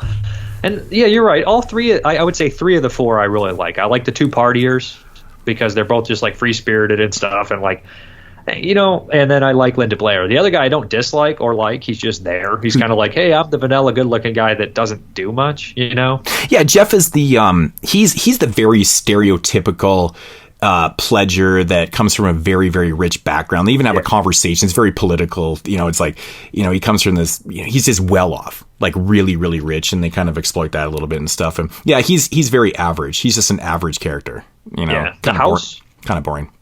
The house is way too upkept, right? Like, was anybody thinking that? Like, this is supposed to be abandoned. Like, are they coming back and keeping this place up, kept nice and stuff? That's what I was like. I don't know. Because they shot the interiors. They go in and they like there's millions of candles lit and shit too. So I'm like, this was set up by the college, or like how did this all go? Yeah, that's a lot of fucking work for 3 people to be lighting candles. Yeah, I always thought that setup was so random too, because the fraternity's having like a huge Halloween party, and then all of a sudden is it even a Halloween party? Like they never even mention Halloween in this movie, do they? No, it is a Halloween party. Yeah, they're having a Halloween party at the fraternity and stuff, but it happens to be pledge night because of when the backstory happened. It was 12 years to the day, right? And but it's such a weird transition because we have the movie opens up with this amazing song that's being played. It captures the era so well from that early 80s. It's like, it's not disco, it's not rock music, it's kind of like that in-between tune. Anyways, the fraternity's having this big party. It's kind of like Killer Party, that scene, isn't it? Right. It's I thought this was Killer Party, but then that's what that's the movie I was thinking of when we were about to review this. And so I've never seen this before. Led by the president, you know, he basically gathers up the 4 people that are going to spend the night in this abandoned mansion. And they just leave the party. Like, almost like a lot of people leave the party and stuff. It's just like, it's a weird transition. It's like you're having this big party and like, oh, we got to go do this thing right now. You know, it's like, yeah, there's no way I'm leaving. Yeah, but the whole thing with this fence, it's a weird setup. Gate, like they can't get over the gate. That's some bullshit. Well, I get over that gate. It was some bullshit when you looked under the gate and there was enough room to probably get under there. And like when he threw his boots over, I was like, slide him under the gate, you fucking moron. There's like a foot under there. Slide him under the gate. He's throwing him over the gate. All right. And then sorry, I know that gate, dude. But they didn't even look like in Night of the Demons. It's so perfect because they go around the entire perimeter before they try to hop that gate, like anybody would. They're like, "There's got to be a fucking hole in this fence." This movie, they don't even look for a hole in the fence, and then the first time somebody does, they fucking go in a hole in the fence. When Tim Van Batten comes back with that gun, instead of just shooting the gate to let everybody know he's there, so they can run out into the house and run through the gate, he fucking goes around and sneaks in for once. And why didn't you sneak around before? Like, I know I'm nitpicky, but that whole thing. This is what everybody's doing the Halloween, so it's fine. Yeah, but you know what I mean. Yeah. But the game, no, like that's the thing, right? You could pick like these type of movies apart a little bit with like, but it's slashers. They're all like that. You have to suspend something. Well, there's lots of those. I mean, all these type of slasher films always have those little moments where you're like, why the fuck when you do this, or why is he doing that kind of thing? And one of the moments in this movie where I always seem to question it too, it's so fucking retarded, is the scene where I guess it's Seth, right? Like Seth was the one that was hooking up with the kind of the slutty girl. Anyways, when she's not slutty. She's the party girl. She's fine. I mean, Seth and her are about the same character, to be honest. One's male, one's female. Okay, well, it's hard to take her serious because she's wearing like skimpy lingerie and stuff, and they're in bed. It's Halloween. Everybody wears skimpy lingerie on Halloween. Okay, yeah, I'm wearing it right now. But they are in bed. But they are in bed together and stuff. Okay, I'm just saying they are in bed. Anyways. So after he finds her dead in bed and stuff, like he freaks out, and he actually does tell, Jeff and Linda Blair's character that, she's dead, and then he freaks out, makes his way over the gate and stuff like that. The thing that bugs me about the aftermath of that is after Jeff and Linda Blair go back into the house, they start calling out Denise's name. They're like, Denise, where are you, Denise? And I'm like, he just fucking told you that she's dead. No, that was the other girl's head. That was the girl's head who got chopped off earlier. That's why he said some chick's head's in my bed. And then they later find Denise, and that's why he's super sad and says Denise is dead too. Yeah, well, he doesn't call her by name. He says she's dead, but there's only one other girl in the house, so it has to be her. No. He says some chick's head is in my bed, referring to the first girl that died, the pledge girl, the girl who was pulling the pranks. That's not Denise's head. That's some other girl's head. Denise is still in the fucking basement with her head intact when they find her in the fucking catacombs. He does say some girl, doesn't he? He says some chick's head. That's because I was like, what? And then like I didn't register that was Denise until late. I was like, that's not Denise, because they go in the basement and find Denise later. I thought that the killer was going to have some weird fucking a creature from the Black Lagoon, Frankenstein monster and love infatuation with Denise, but they don't really go anywhere with it because he kidnapped her, but he just kills her anyways, and it's off screen instead. You know what I mean? Yeah, because Denise's death is completely off screen. But yeah, that's they just find her body. But that's so bizarre. It is bizarre, but it's kind of funny just to imagine you went to the bathroom and you came back and the girl that you left in the bed is not there, but there's somebody else's head in the bed. You feel like, how the fuck does his head get here? Right. That's even more baffling. It is baffling because, yeah, I mean, obviously our killer would have brought the body down to the basement. Yeah, and he would have had to bring that head back up too. So he like sneaking up in that bedroom to kidnap Denise with a fucking head in his hand. That's right. Because I was thinking that he mentioned, he was like, oh, Denise's head is in my, okay. So that makes sense that he says some girl's head. Okay. Because I was thinking if he told them that Denise's head. It makes no fucking sense. And because they're like, going, Denise. Okay, that's right. So I'm like, that doesn't make any fucking sense, but. Yeah, I can understand though. It's not really. But you got to admit though that whole scene is a little bit confusing, right? Because it's a weird scene. But there's why, a lot of whole. But why would there be someone else's? She was just in the bed. Yeah. That's why it's confusing to him. Even on top of that, I'm sure that he probably would have registered that as Denise's head. Even Yeah, it's very, very odd. See, I'm not good with character names, so Denise is the English chick. Seth is the surfer. Which Linda one's Blair. the Seth chick is the with blonde-haired guy. The music in her boobs. That's Denise. Okay. One thing about this movie, and honestly, another movie we're going to talk about too, is like the way this movie's shot sometimes, and like the close-ups of like the locations and stuff. It's hard to and the darkness. It's hard to tell where the hell people are sometimes. Or like I know like there's scenes where they're literally using the same walls. Like and just going the other way, you know what I mean? Like there's a lot of that type of stuff. Mm-hmm. What's that? Did you watch the Blu-ray? I watched it on Amazon Prime, which was the Blu-ray transfer. Yeah, I'm sure it is. So there's, I don't know. Whenever I feel like this movie was, it could have just been me, but I felt like it was a little dark. Did you guys get that vibe at all, or no? It looked okay to me. Yeah. What about you, Moots? Did it look dark to you or no? In the Blu-ray?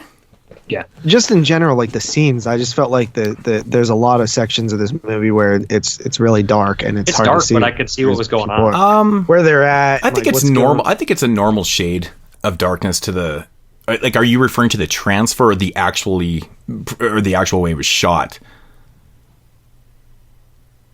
I didn't. He thinks it was a little confusing because it was just so dark. But I didn't like, have that especially problem. like in the catacombs and stuff like that. I'm just like. Mm-hmm. I never thought about it. It was hard to really see, or like even when they're outside walking around and stuff like that, I'm like, where the hell are they? You know, are they like down by the freaking base, or like where are they behind the building? What's going on here? I mean, in the film's defense on that aspect of it being really, really dark outside, yeah, it is super dark out there, but you got to remember it's supposed to be at an abandoned place, so there is no lights around there. So it does make sense that it's not well lit. Right. Yeah, but it's a movie too. You got to give it props for being a night for night too, man. Usually a lot of old movies would be day for night and they look like dog shit. I thought this one did a pretty good job, man. Yeah, I never really thought about it actually. I thought it was pretty well lit for what it is. I mean, it's supposed to be dark and stuff, so I mean, they did shoot the exteriors of the film. You also watched it on your phone at work. No, I didn't watch it on my phone. I watched it on my computer. And the inside is actually shot in a different place. Actually, I think that house that they shot in now is actually a museum. Me and Moods were watching it on giant TV screens in our living room. Yeah. Like bosses. Yeah. Okay. Does that make you feel special? No, it makes me realize that I didn't get paid to watch this it. movie. So Twice. You got paid twice. But my biggest complaint with this movie is I just find it is like too long, and it's just too damn many scenes of people walking around really slowly with no suspense or tension. Okay, I thought there was suspense and tension. Okay, so really? My gripe with these type of movies is when you have a small base of protagonists, hence Hell Night with 4 characters inside a house. And we've talked about this many times on podcasts and stuff. When you have these type of what's the word I'm looking for? Confined horror films, in a sense. I mean, you have 4 people that are locked in a house, and you know, to make these movies really interesting, you have to have, you know, either fun characters, but a lot of really good dialogue, because that's what you're going to get. Or, you know, at least some tension-filled moments and stuff like that. I think the dialogue in the movie is pretty fucking bland. It is pretty boring. The best dialogue was when dude was hitting the waves and describing it, and the chick was like, but like, yeah, using so like double entendres. Right. So there's a lot of dialogue inside the house and stuff, and it's not overly compelling. I mean, the characters aren't really that interesting, and I don't really think there is a little bit of suspense and stuff, but it's kind of goofy suspense at times too, because it is coming from the frat boys that are fucking with them and shit, until they realize that they're actually really in danger and stuff. So, but that takes a little while to get going and shit like that. But yeah, I just feel one of my biggest gripes of this movie is actually Linda Blair. I think that her acting in this is it's not like atrocious, but I feel like she was nominated for a Razzie. I feel like she has the wrong tone. She's not showing the right emotion. There's parts where she seems almost too uninterested. Is Linda Blair a good actress though? Not really, but I feel like there's parts in this where I feel like she's uninterested in even the dialogue that's happening, and then when things start going down, her emotion level doesn't seem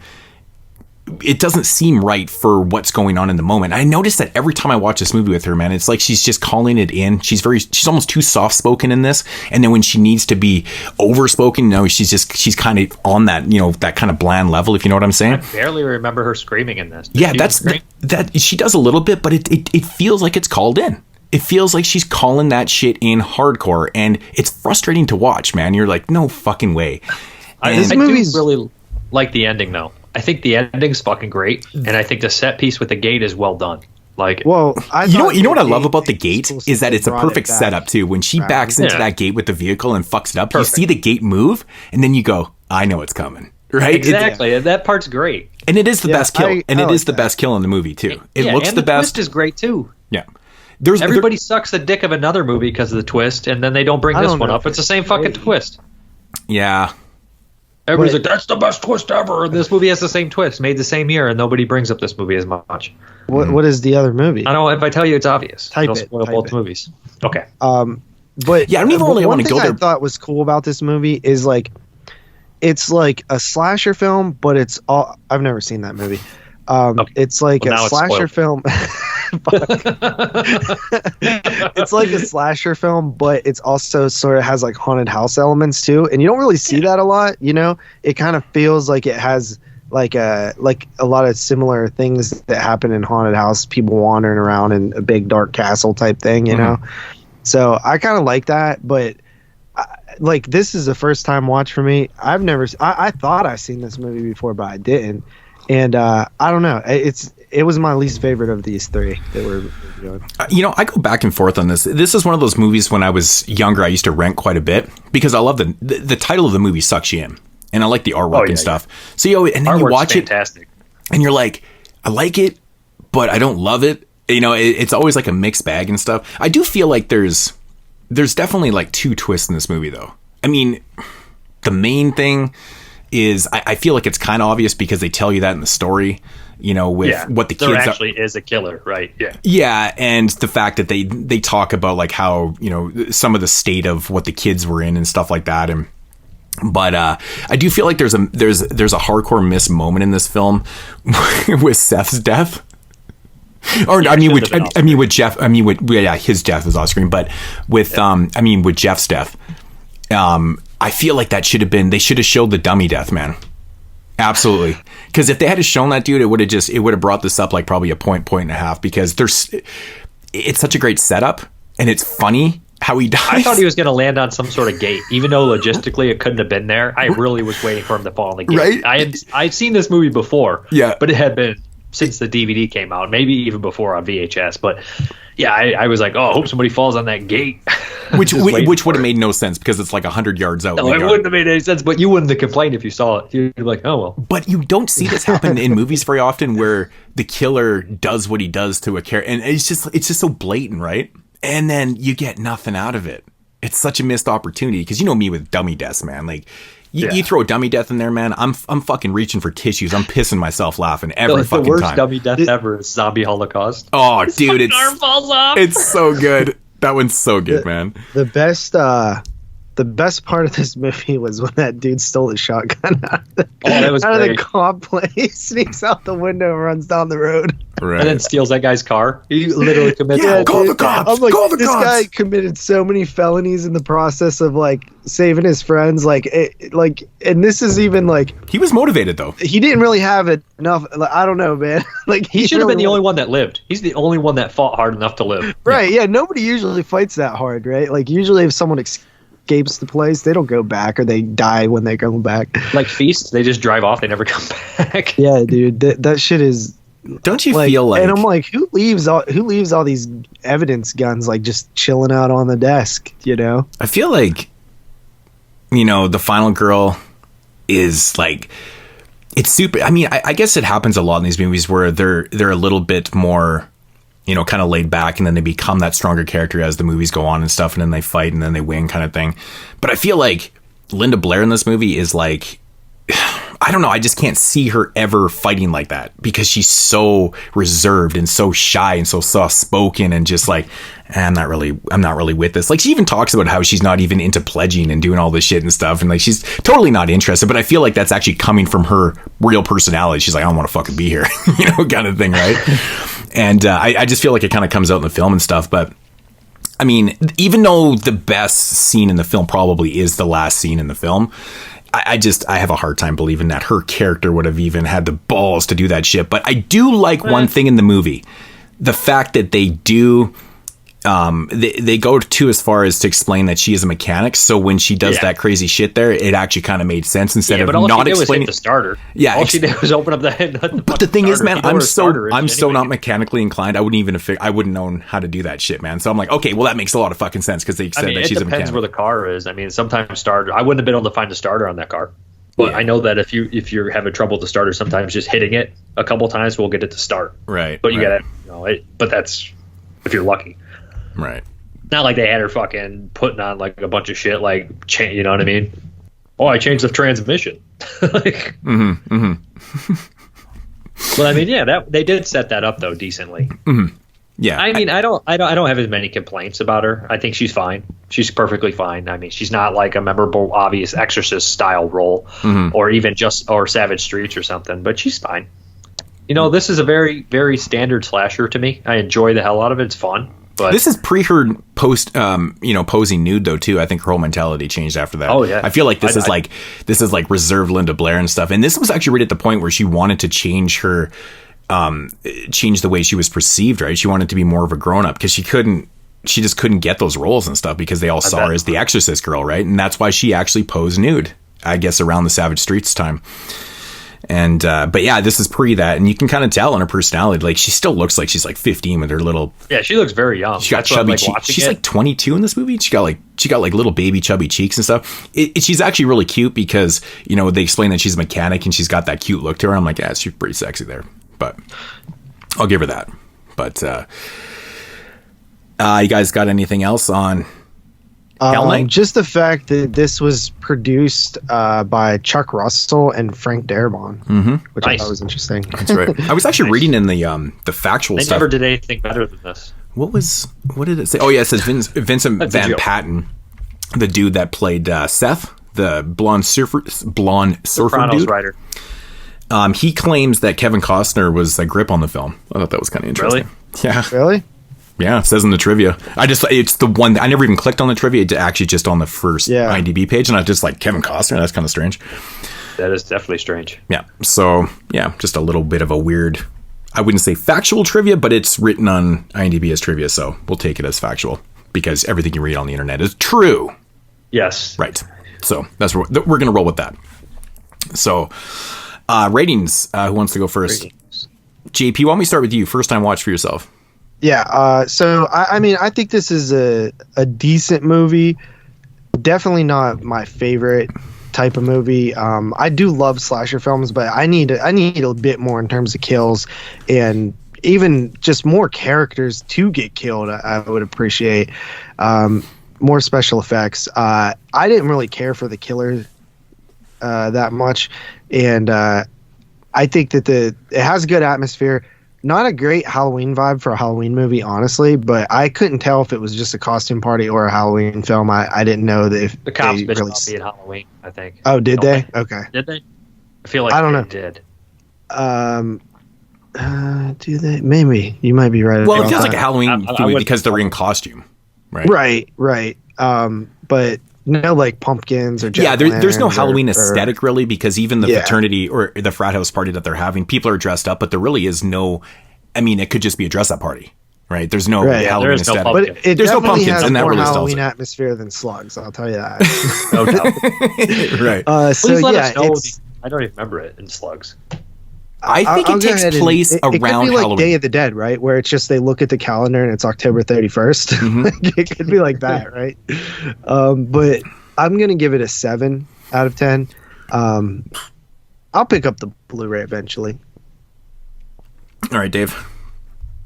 Exactly the same. 7. I like this movie. 7's a good rating. Now I feel like I should give it a 6.5 because I feel like you should give it a 7.5 because you liked it a lot more. It's not a 7.5. A 7.5 is an excellent movie. Like it's almost a great. Yeah. 8 is a great score. JP rates like a video game. If it gets under fucking 8, it's a piece of shit. I know. A 7 is a great rating. Dude, 7 is a movie that I would watch there is certain people that do that. 7s are just movies that I'm not gonna watch anytime soon. A 7 is a movie I'd watch any day. Anytime. A 7 is like a 5. I know one person. I grade on a scale because honestly, 1s and 2s and 3s, there's aren't even movies. So it's like a 7 is like, above average. A 5 is average. Anything over a 5, I would say. 5 is average to me. 7 is a good movie. Yeah, 8 you're getting into like great stuff. 6 is a good movie. Yeah. 6 is a fine movie. 7 is a great movie. 8 is amazing. I've never had a 7 where I'm like, this is great. No, 7 is a good movie. 8's a great movie, and then you get into 9s and stuff, and you can call what you want. They're excellent. Whatever. 7. Yeah, I'm actually at the same thing, man. I go back and forth on this movie. Sometimes I really dig it. Sometimes I get kind of bored and stuff. I enjoyed it this watch. Like I said, I do have a little bit of issues. I do wish, when you're watching a slasher film, the biggest thing I want to see is good kills, right? And the last thing you want to see in slasher movies is kills off screen. There's 8 kills in this movie. 2 of them are off screen, which is unfortunate. So you only get 6 on screen. Even though one of them, I would say actually 2 of them are really decent. There's a really good head or neck breaking, neck snapping, whatever you want to call it. And a good impaling in this too, But overall, I think it's a pretty decent, it's not like a top shelf slasher film. I don't think it's a bottom shelf one either. I think there's a lot of good points to this, man. I think it's shot pretty well. There's decent atmosphere. It doesn't have a good Halloween aesthetic, so it kind of loses points for that. Acting is okay in the film. I generally don't try to dwell too much on that, even though this is kind of it's more of a higher budget film and stuff, but there's a lot of good points. I really like the location of the shooting this and stuff. I know that, like I said, the exteriors are shot on a different house, and then the interior shots are shot in a different place and stuff, so it's kind of like most movies. But 7 out of 10. I think it's that perfect range. It just lacks, and that's the other thing too. I feel like there's so much more potential to have a much higher body count, considering that, they just kind of round up these people from this party and go over there, and then, then there's only like a couple people that stay and shit. I'm like, fuck. But Night of the Demons is the better version of this movie. Right. Oh, hands down. I kept thinking of Night of the Demons. Me too, because the gate, right? The gate in the house. Yeah. I keep wanting to compare this one to... Dude, Night of the Demons is so... I haven't watched that since we reviewed it on the show. It's like the best cheap movie ever. I love that. That and Deadly Spawn are the best cheap movies for that kind of budget. I love those things. Yeah, I actually like Night of the Demons 2 as well. I need to rewatch. I think I'll like it. Will rewatch it. I keep wanting to of course, compare this one to like 3 or 4 other movies, but I don't want to give that away. So yeah, me too. Yeah, like they're all spoilers, but like there is some obvious similarities between the college shit, like Pledge Night, House on Sorority Row, fucking On Scene. Like narrative wise for sure, but then reveals and stuff like that. I mean, it's comparable to some other ones and shit too that are pretty notable, but. It's very 81, right? It's a very standard 81 slasher with good atmosphere. If you like slashers and you haven't seen it, it's a must. You got to see it if you like slashers. If you don't, you'll still probably like it decent enough. Mm-hmm. One thing I will note, there is no tits in this movie. No nudity. And I totally felt like there was going to be tits. And it's interesting because for 1981, not to have titties in a slasher film is very rare. It was like it was a staple thing. It's like you had to do it. It was, everyone, boobs, blood, and gore. Boobs, blood, and beast, right? Right. Yeah, exactly. The sacred triple Bs. Like I said, this was pre Linda Blair posing nude, so we didn't get it. But it is what it is. Hell Night, 7 out of 10. Roundtree. 1981's Hell Night.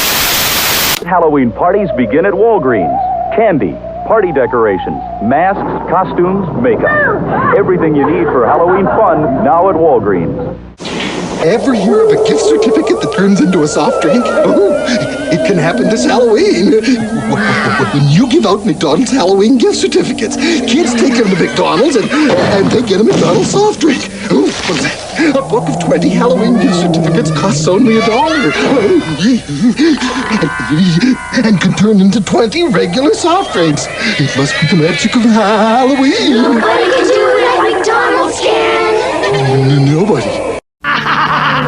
I'm Freddy Krueger, and you're invited to my special get-together. But beware, you may never leave. Dial this number now. I've got some grisly new tales for you. And if you're one of my lucky callers selected at random, you'll talk to me live while you're awake and safe. So dial this number now if you dare. Talk to me live. Freddy Krueger is waiting just for you. $2 for the first minute, 35 cents each additional minute.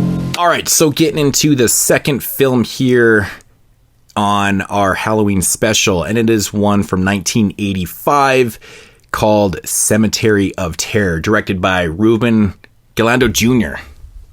And he's become a household name, probably mostly due to Vinegar Syndrome giving him his flowers. Yeah, it's kind of crazy, man. This guy's been getting a lot of love the last couple years, I guess, I want to say.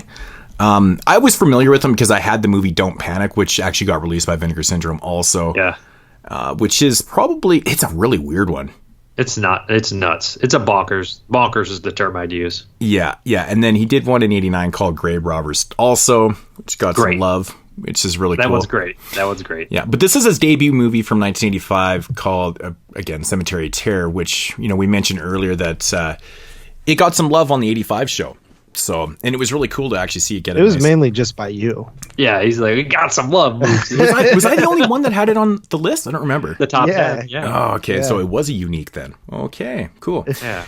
All right. So I just thought it was so damn cool. I mean, this is what I love about being a film lover and stuff like that. I'd never seen the movie and it hit me in all the right ways, Especially from a year like 1985, yeah. right? Which is such a popular year. Like the fact that there's still movies that like people haven't seen, like Cemetery of Terror, and that are pretty solid movies. Right. It's cool, right? Right. Because like you typically with the 80s, they're so saturated with movies that everybody's seen everything from the 80s. Yeah. Like there's such an infatuation with the 80s and a love for the 80s. Out of any other decade period, hands down, the 80s has the most love. So it's like when that happens, you usually feel like you've seen everything. Like Dave Zevin always would say that he felt like he's seen everything from the 80s, which he definitely did not. But no. No. And also, you don't get very many Mexican movies like this of this caliber, like in this gothic from that time period. Like, is this Mexican? Yeah.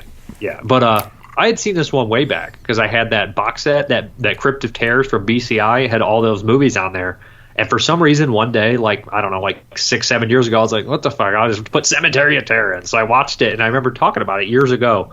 And I enjoyed it. And then when we came to the 85, I was like, have I seen this one? And then this is the third time watching the Vinegar Syndrome Blu-ray. So this one gets better every watch. Yeah, this is my third time watching. I believe there was a box set with this, and was it Grave Robbers as the double feature on there? No, there was that, but then they had like a 4 set, but then there was a big one that had like 4 discs in it. It had this, Grave Robbers, Vacations of Terror 1 and 2, which I watched as well. That's right. And it had Don't Panic. It had a bunch of shit in there. Right. And a lot of those got re-released, and I'm sure the rest will too, because the rights got to be up for them. So Isn't it always like super funny when we record a show and like we talk about like a movie like that, and then it gets announced like a couple weeks later? It does happen, man. It does happen. It does. Just like It's when we mentioned cool, somebody like, by name. like, Oh, you know what we fucking did? We talked about John Carpenter too much, man. And I'm going to leave it at that. No, because it happened. We talked about all the last 3 great directors that are alive. We talked about all 3 of them. So let's just. Oh no, man! This has happened to us, man. We bring up somebody and they do it. They do it. Yeah. Let's just hope that we're not too in tune. We'll get some Carpenter releases. I'd like to hear Boots do a synopsis on this fucking movie. All right. Well, I'll read the IMDb here. So again, I'll just off the top here. This is a subtitled movie, by the way. It is Mexican, but it actually is in Spanish. So, all right. So synopsis: on Halloween, a group of medical students steal. Are they medical students? I don't have any idea. I don't think so. I don't actually think they're medical students. I think they're just... I have no idea. No, I think that actually... It doesn't matter. So a group of people steal the corpse of a serial killer from a morgue and raise him from the dead, inadvertently putting themselves and a group of young neighborhood children in danger. Yeah, so, it's funny because it's like there's we're following 2 different storylines that come together. Which okay, so to kind of elaborate on the synopsis a little bit, basically the movie starts out with a serial killer named Devlin, and this guy he's murdered like 17 people.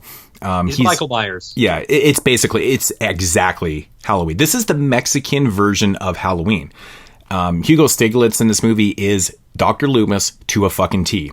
He looks like Beetlejuice with his fucking hair like that, and that fucking striped shirt he's wearing looks like Beetlejuice. Yeah, so this guy's killed like 17 people. He escapes, and the cops basically hunt him down and they kill him. And so Stiglitz's character, he's like a psychiatrist and stuff like that, and he knows that this guy is evil as fuck. And he's really, really worried that, something's going to happen with his dead body and stuff. And he's hell-bent on getting him cremated as fast as he can. Right? Did we mention it's Halloween? And it's Halloween, right? So we have the Stiglitz character who's freaking out like fucking Loomis. He's freaking out, man. Yeah. Have you ever was this commonplace to carve out gourds or jack-o'-lanterns and put fucking coat hangers through them and carry them around like lanterns? Because that is fucking cool. Yeah, that is cool, isn't it? We never did that out here. No, it's a good idea though. I never did that before, but that was pretty cool. So basically, yeah. So we got Stiglitz, and he's Dr. Loomis. He's freaking out, and the cops have just killed him. And now he's trying to get over to the morgue so they can get this body into the incinerator and ash him up. So now we've got these 4. It says medical students. I'm pretty sure they're not medical students. I think they're just too stupid to be medical students. Yeah. So basically, it's 2 couples, and they have they find out where Devlin's place is. They have a plan, and so they go into this place. They lie to the girls, basically saying that they're taking them to a party. Anyways, they end up at the serial killer's house in the beginning of the film. They find his black magic book and stuff like that, and they end up at the cemetery, or they end up going to basically the morgue. The Cemetery of Terror. Yeah. So they find this book, which they need the book to resurrect him. So now they get this bright idea like, oh, we're going to resurrect somebody. So they go to the morgue. They steal a body, which turns out, of course, to be the serial killer. They take him to the cemetery. That's a lot of work. How did they know that it was the right body? Did they know what he looked like? No, they did they even look at him? I don't even remember. They didn't know it was him. They went there to steal a body. They just happened to steal the wrong body. They just happened to steal this dude's body. Yeah. Did they know that? Let me ask you this too, because I forget, and I don't know if I even knew. Do they know it's the serial killer's house, or did they just go to an abandoned house and find that creepy book? I was under the impression they didn't know it was his book. No, I feel like they knew it was his place because I think like he's pretty motivated on finding that book of black magic and stuff like that, right? Like he seems like that's why he lied to the girls that they're taking him to a party, but they were actually going to this house he had an agenda. So I think it's just, it is very convenient that they end up stealing the actual serial killer's body. So and like, why is this a plot like device in a lot of movies? Like, we're gonna steal a body. Like children shouldn't play with dead things, and like that one flesh. Like it's Chud 2. People don't fucking do that. So, which is a really cool scene, though. I really like the scene. So they get the serial killer Devlin's body to the cemetery, and they start doing the ritual on him and stuff. And it starts like piss and rain. It gets super atmospheric, and it just gets crazy in there and stuff. And they kind of pull the plug a little bit because it's not really well, they think it's not working, and of course it does. And Devlin gets resurrected, and basically carnage ensues after that. It's pretty cool. So the short and long, it's, it turns out it's more of like a supernatural slasher film. It's kind of a mixed bag, but it really is the Mexican version of Halloween, right? It pretty much is. So, but I wish it plays more like Halloween 2. Like, it just opens up like he's already dead, and like so it's like they should have just called this Halloween 2 in fucking Mexico, like the Italians would do. This should be called Halloween 2: The Return of Michael Myers. Right. I think this movie has a really interesting structure to it too, because I think when you're watching the film and you're not really realizing why you're watching, like all these little kids kind of come together and stuff, and then there's a really odd scene where these kids get dropped off at the cemetery. It's like, hey kids, just go play in the cemetery, kind of thing. But it's Halloween. That's what they do. Exactly. But you're kind of thinking to yourself, why are we watching? Like, why are we following all these kids and stuff? Because they kind of become the main protagonists in this movie. Which again, going back to the structure of the narrative is really bizarre, because you don't see this happen in films very often, where our four main characters are basically eliminated in like the first hour of the movie. Like, you think when you're introduced, like a slasher movie too. It's just like a straight slasher at first, and you're like, this is good. Yeah, but then dude. The final act is brilliant. It's so crazy because, like, within the first hour of the movie, there are four, which you think there's probably going to be a final person out of there. No, they get completely annihilated, and then it switches over, and then the movie just goes batshit. It's fucking crazy. Yeah, it almost goes like Evil Dead.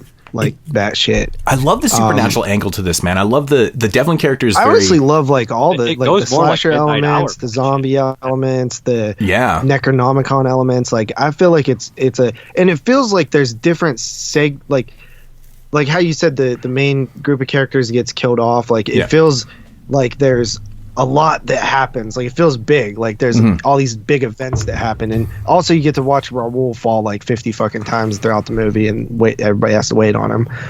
Right.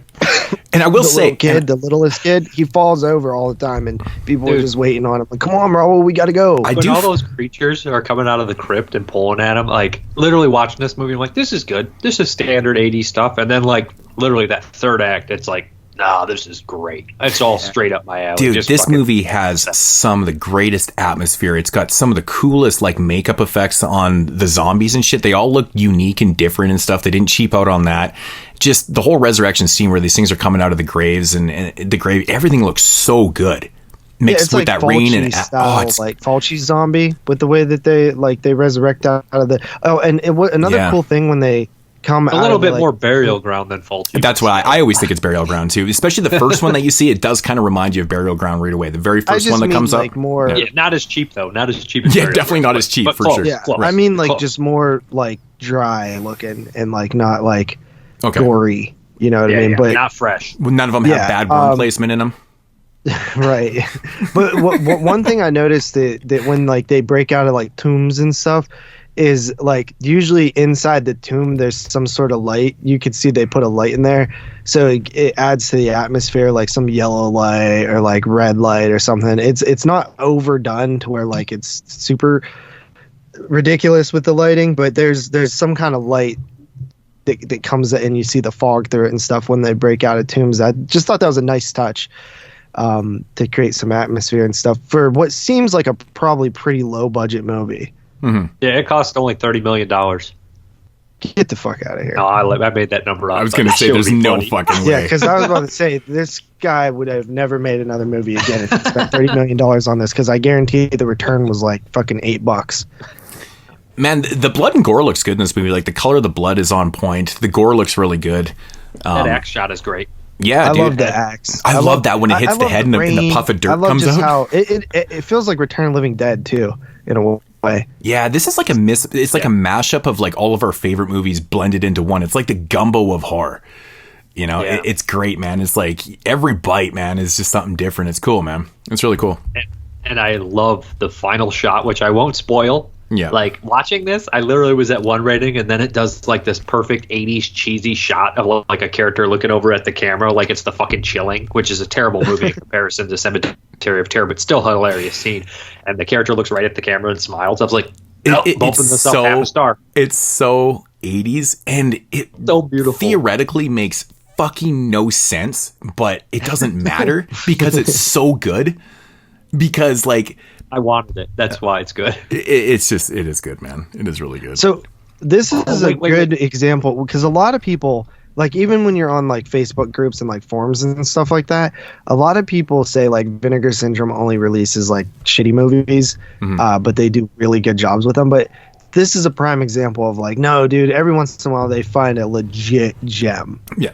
And this and Grave Robbers. I think Grave Robbers is just as good. Yeah. A little better. It's amazing. Don't Panic is probably, it's not a bad movie. It's the worst of the three, but it's really bizarre. It's one of those ones you might even have to watch it. Yeah, you have to watch it a couple times. It's kind of a weird one. I still don't think it actually makes sense. No, but it has a downbeat ending, which is heartbreakingly hilarious. It's true, but, yeah.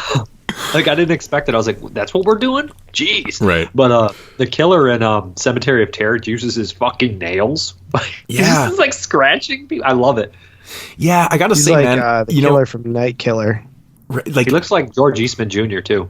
Isn't it kind of crazy how the killer in this, like Devlin, like his weapon of choice, it doesn't seem like it's unique, but it actually is very unique because you never see killers just kill with their fingers. Especially a big motherfucker like that. You think he'd strangle or break their necks. This big fucker's just scratching them like he's goddamn Wolverine. Yeah, man, it's really bizarre. He does kind of remind me, like, I was thinking to myself, I'm like, it's like a combination of like Dave and George Eastman and something else in there. I don't know. He looks like the Absurd, which is the ripoff of Halloween from Jody Amato, and he looks like Eastman and Absurd. Right. I like this Absurd. Is a blast. Yeah, Absurd's great, but this is better. I'd say this is better. Way better. Way better. It's a gem, man. But this, like, you know me, man. I love effects like this, like, you know, and great atmosphere. This thing just it has everything I want, and it just. I learned a valuable lesson. Like, if you want to create some good Halloween atmosphere, dude, just have people walk around with jack-o'-lanterns. Right. Like, they're literally lanterns. Jack-o'-lanterns. Yeah. Natural light right there, right? Dude, it's so cool. Like, I was so like, I can't believe I've never seen people do this in real life. Like, this is like the perfect idea. Like, just carry that around. Like, it was just so cool looking, man. This shit has like knockout funny moments too. Like, you can't. When Stiglitz says he's not a man like you and me, he's a demon, I was like, he just fucking called Loomis for that right there. It's so perfect. It's so perfect. And Stiglitz definitely got a bigger reputation because they named the character in Glorious Bastards. The best character in the movie is Hugo Stiglitz, named after this actor. Right. But I always loved him for Nightmare City, which is one of my favorite. I know JP's not a big fan of Nightmare City, but it's like one of my favorites. It literally is one of my all-time favorite movies. So Italian. entertaining. It's so like entertaining. It's so entertaining. A 5? And even though how much I hate when reveals are like, oh, it was a fucking dream. See, what it doesn't. This movie is beyond entertaining. Moods? What's that? I'm going to make a gentleman's agreement with you. Yeah. When Nightmare City comes up, I'm going to give it a 10. We did You're going to give it a 10? We did it. Yeah, but when we hit 81, we just got to find an 8. We got to find one 8. What did you give it, JP? 5. Oh, give it a 5. It might have been a 5.5, but I'm not sure. Well, at this point, it doesn't fucking matter if it's a 0.5 or not, but. But I think you would give it higher. We're not putting Nightmare City in the Hall of Fame, dude. Sabotage. Get out of here with that. It should be right next to Burial Ground. And oh, I gave it a 4.5. I'm sorry. What the fuck? It was under 5? Oh, lordy. You're hurting my soul here, man. That's worse than a time mood. Moods, you gave it a 6.5. I don't even want to hear anything, buddy. What did I hate? You gave it a 6.5. What's that? I said that's worse than the time Moods hated Ernest Scared Stupid. Oh, yeah. I don't know. Man, I like Jim Varney, man, but that's like not one of my favorite ones that he's done. I don't know what it is. It's his best one.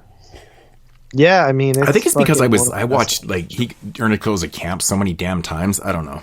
It's because you were fucking 30 by the time Ernest Scared Stupid came out, and you're like, I don't get it anymore. Shut up! I was not. I was right at the right age. I did not love Ernest, dude. I was right at the right age, the appropriate age.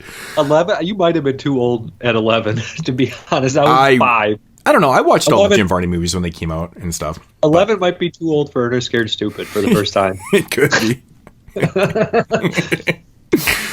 But yeah, no, Cemetery of Terror, man, I really like the Devlin character. I like the fact that he's like the supernatural elements, like he can move shit around and resurrect, and it's just a cool blend of like a Stop whole pile of somebody from throwing a book in a subgenres. fire. Yeah, man, like you said, it's a hodgepodge of films all together, but it just works so damn well. It's got good pacing but too. sometimes that's like the coolest stuff because it makes you feel like anything can happen. Right. You're just it can work well or just suck terribly. Well, it does though. It does because the structure allows it to go into a different direction when you kill off all four of your main leads, and then you're like, what the fuck? And then the movie just goes batshit. It's fucking. Yeah, it got that sort of like nightmare logic shit too, like a Fulci film or something, like a Gates of Hell. Yeah, But also, go ahead. No, you can go ahead. I don't really have that much to say. Go ahead. You said, but also, so there's something there. Well, I was gonna say like them running around in the car, chasing after him and shit. I just watched Maniac Cop 2 and 3. Kind of reminds me of Maniac Cop 2 and 3 because you're just chasing this like big force, but that's just Halloween. Wait. So you watched Maniac Cop 3 then too? Yeah, because I knew how great 2 was. I wanted to start with 3 so it wouldn't ruin 2. I mean, so 3 wouldn't liked ruin 3. Yeah, I love 3, but I hadn't seen it in so long. I always heard it was terrible, so I watched it. 2? 2's better than 3. But I made sure I watched 3 first because I knew 2 was better because I seen 2 before. But the big question is 2 better than 1? And I'm going to rewatch 1 shortly after. I haven't seen 1 in years. First order. You pulled out the reverse Uno card on that one. Yeah. Everybody knows 2's the best. I think so. I think Maniac Cop 2 is the best. So what were you going to say about Cemetery of Terror Moods? I actually forgot, but I do like the second Maniac Cop the most. Honestly, dude, I need to watch part 3. It's been a long time. It's been a while. Yeah, it's ungodly stupid, but it's entertaining. Eventually. Yeah. I honestly can't remember it too well, but anyways, getting back to Cemetery of Terror, you guys have anything else on it? I will say, at least it had like a decent mansion in this movie, just like Hell Night, so there's a connection there. Halloween. It looked like really shitty though. Like I feel like if I started jumping up on the second floor, I'd fall through. It was a Mexican. That's the way it's supposed to. Mansion. It was by a cemetery. It was some dilapidated fucking house that probably some gravedigger slept at when he was tired. Yeah, they spent all the money on the cemetery. We're going to the cemetery, and the dude's like, "All right, hop in." Yeah, I'd be like, "Nah, dog. What is this? Death screams? We're gonna have a party in the cemetery." Return of the Living. Why do we party in a cemetery? Return of the Living Dead, Death Screams, Cemetery of Terror. Fucking children shouldn't play with dead things. Stop going to the fucking cemetery. I don't know, but that groundskeeper in the cemetery needs fired because he did a fucking horrible job keeping that place up. My question is though, and it might be rhetorical, but how the fuck did Tony's shirt stay tucked in the entire time they were running around in that cemetery? I kept thinking to myself, every time I watch this, I'm like, how in the hell does his shirt stay tucked in? Did one of the kids have a Michael Jackson shirt on? I don't think so. Is that so. what that was? For Mood's question, you know what that reminded me of? What's in Cannibal the Musical, when he's like, how did he keep that head on the whole time he was dancing? Right.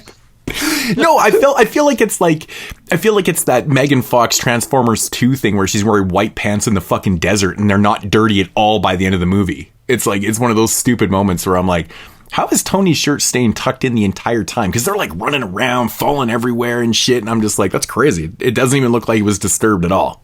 Zombies were like tucking the shirt back in for him when they grabbed him. Right. I just look your best when you die. I just love the zombies in this movie because they keep trying to like abduct kids. They just keep grabbing them and picking them up and shit. They're like, yo, here's a kid. Yeah, they share a lot of similarities with that character that was on that kid's shirt. You might have heard of him, called Michael Jackson. Was it Michael Jackson?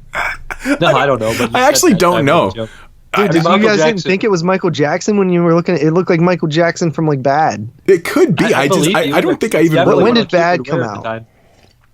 Probably like 1980. Apparently I don't notice shirts, but I notice every damn poster in a fucking movie. But oh yeah. Yeah, no, it was just something I thought was funny because I kept thinking every time, like even the first time I watched him, like his shirt is staying very neat and tidy and tucked in. You noticed his shirt was tucked in, but you didn't notice the Michael Jackson shirt. I didn't notice either. You guys seriously didn't notice the Michael Jackson? It was right on the back. Every time these kids ran away, I'm like, Michael Jackson's looking at me. Gosh. And I just thought it was funny because it's like Michael Jackson's behind these kids, you know? Do you think that's like an inside joke? Like he had the insight on that one right there?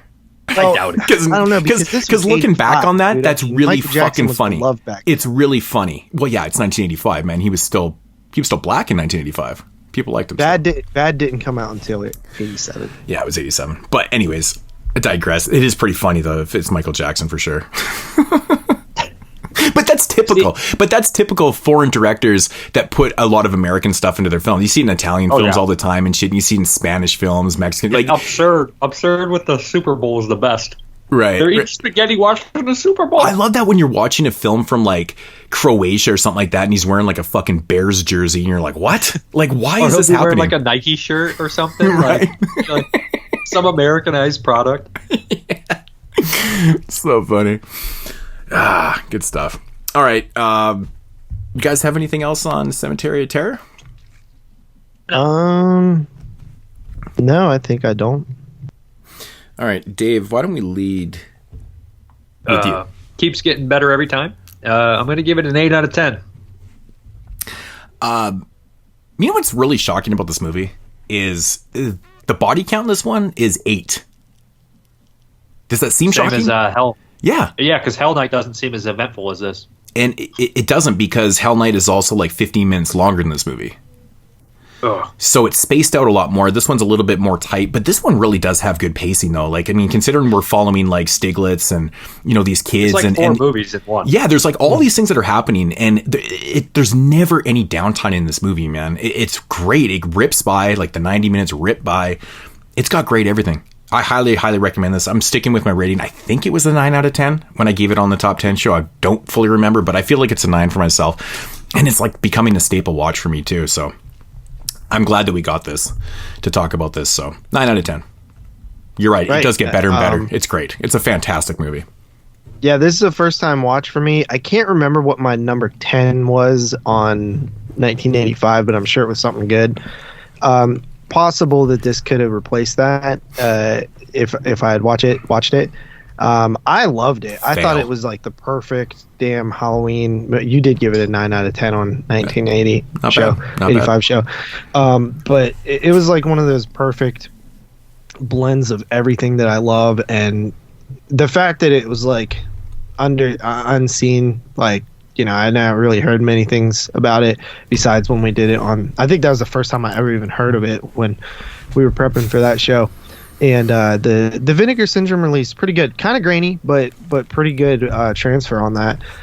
I'm gonna give it an 8.5 out of 10. I think it's definite watch for someone who's never seen it. If you haven't seen it, pick up the Vinegar Syndrome release and watch it, because it's probably going to be on rotation, you know, at least every other year for Halloween.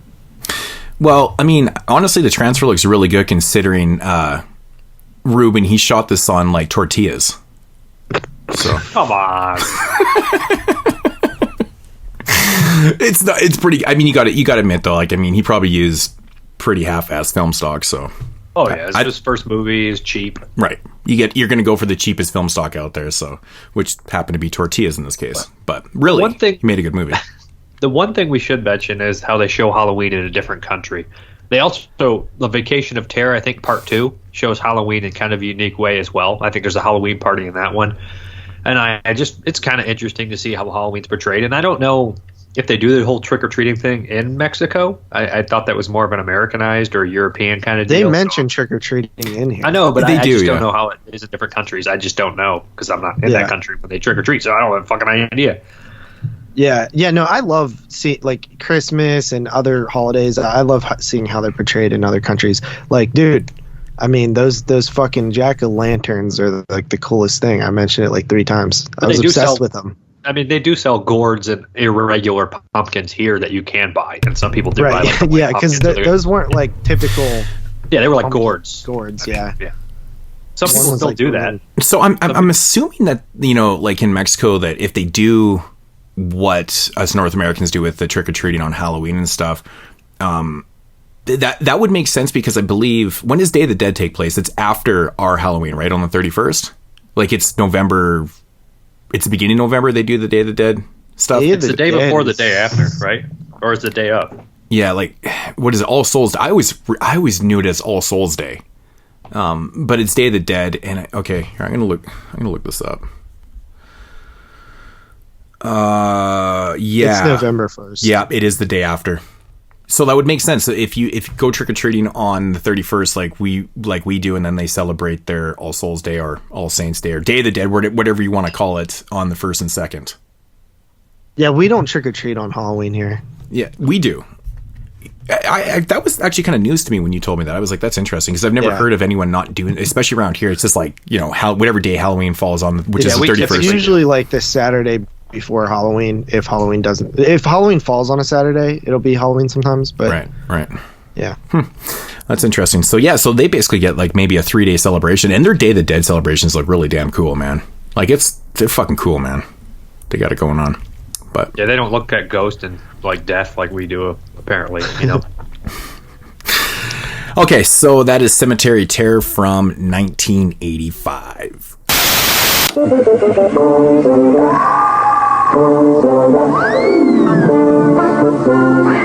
Halloween, Toys R Us doesn't miss a trick, and the prices are a treat. We've got costumes for all Toys R Us kids, even grown-ups, and loads of candy, makeup, masks, and more. Toys R Us will make your Halloween supernatural.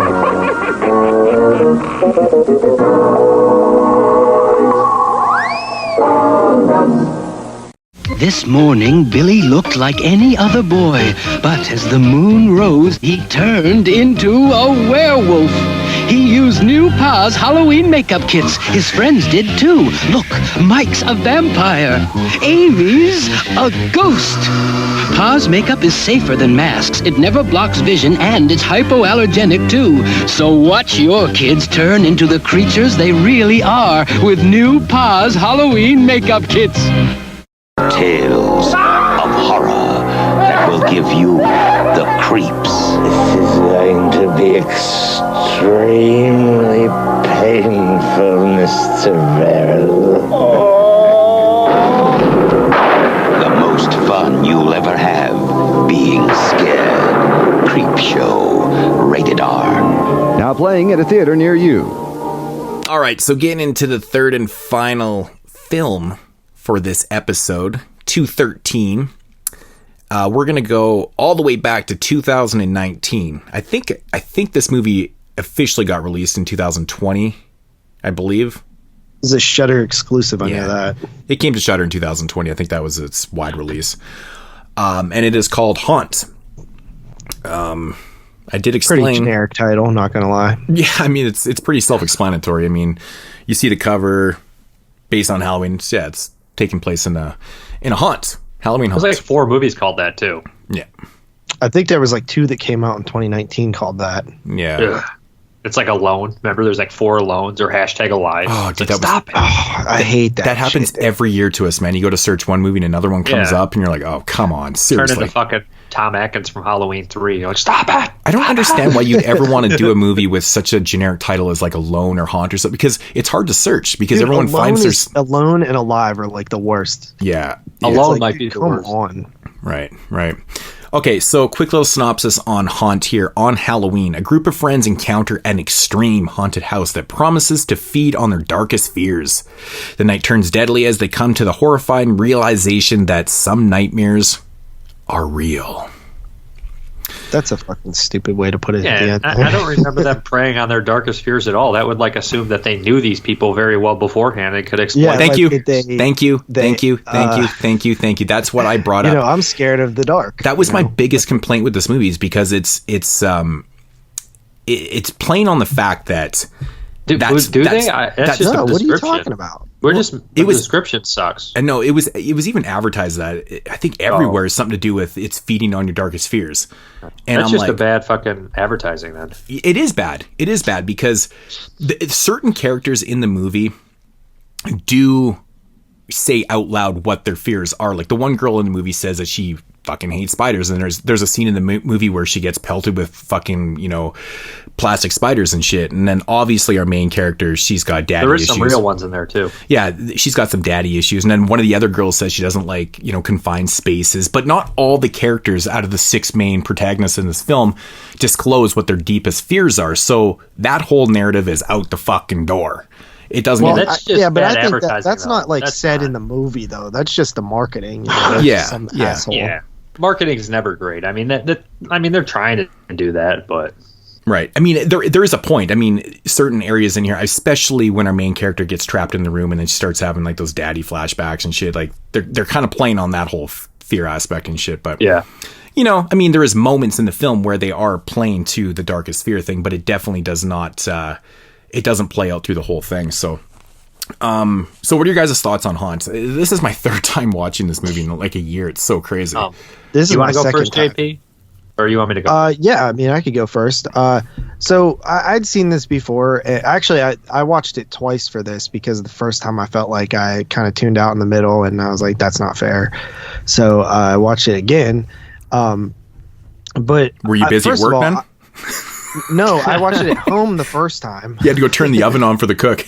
And then the second time I got to focus more because I was at work. Right. Oh my God.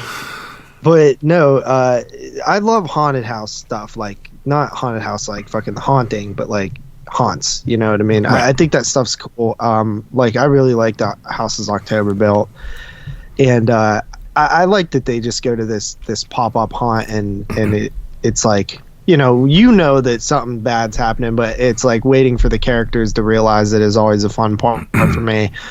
And then also there's some kind of cool stuff that happens in there with like stick your hand in this hole and stuff. And it's honestly way too elaborate. Like you do have to suspend your disbelief. Like this place is huge. In fact, it's so huge that I mentioned this in the Hell Night review, but it's like I get confused on where the hell they are because they go back and forth and up and down, and it's like the geography of this place is like impossible to like nail down in your head.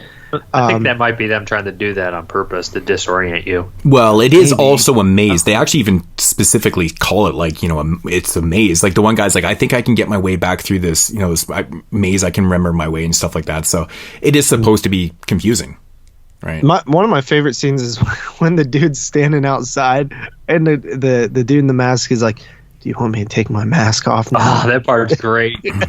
And he's like, no, man, dude, we're good. It's cool. It's like so character. creepy, you know what I mean?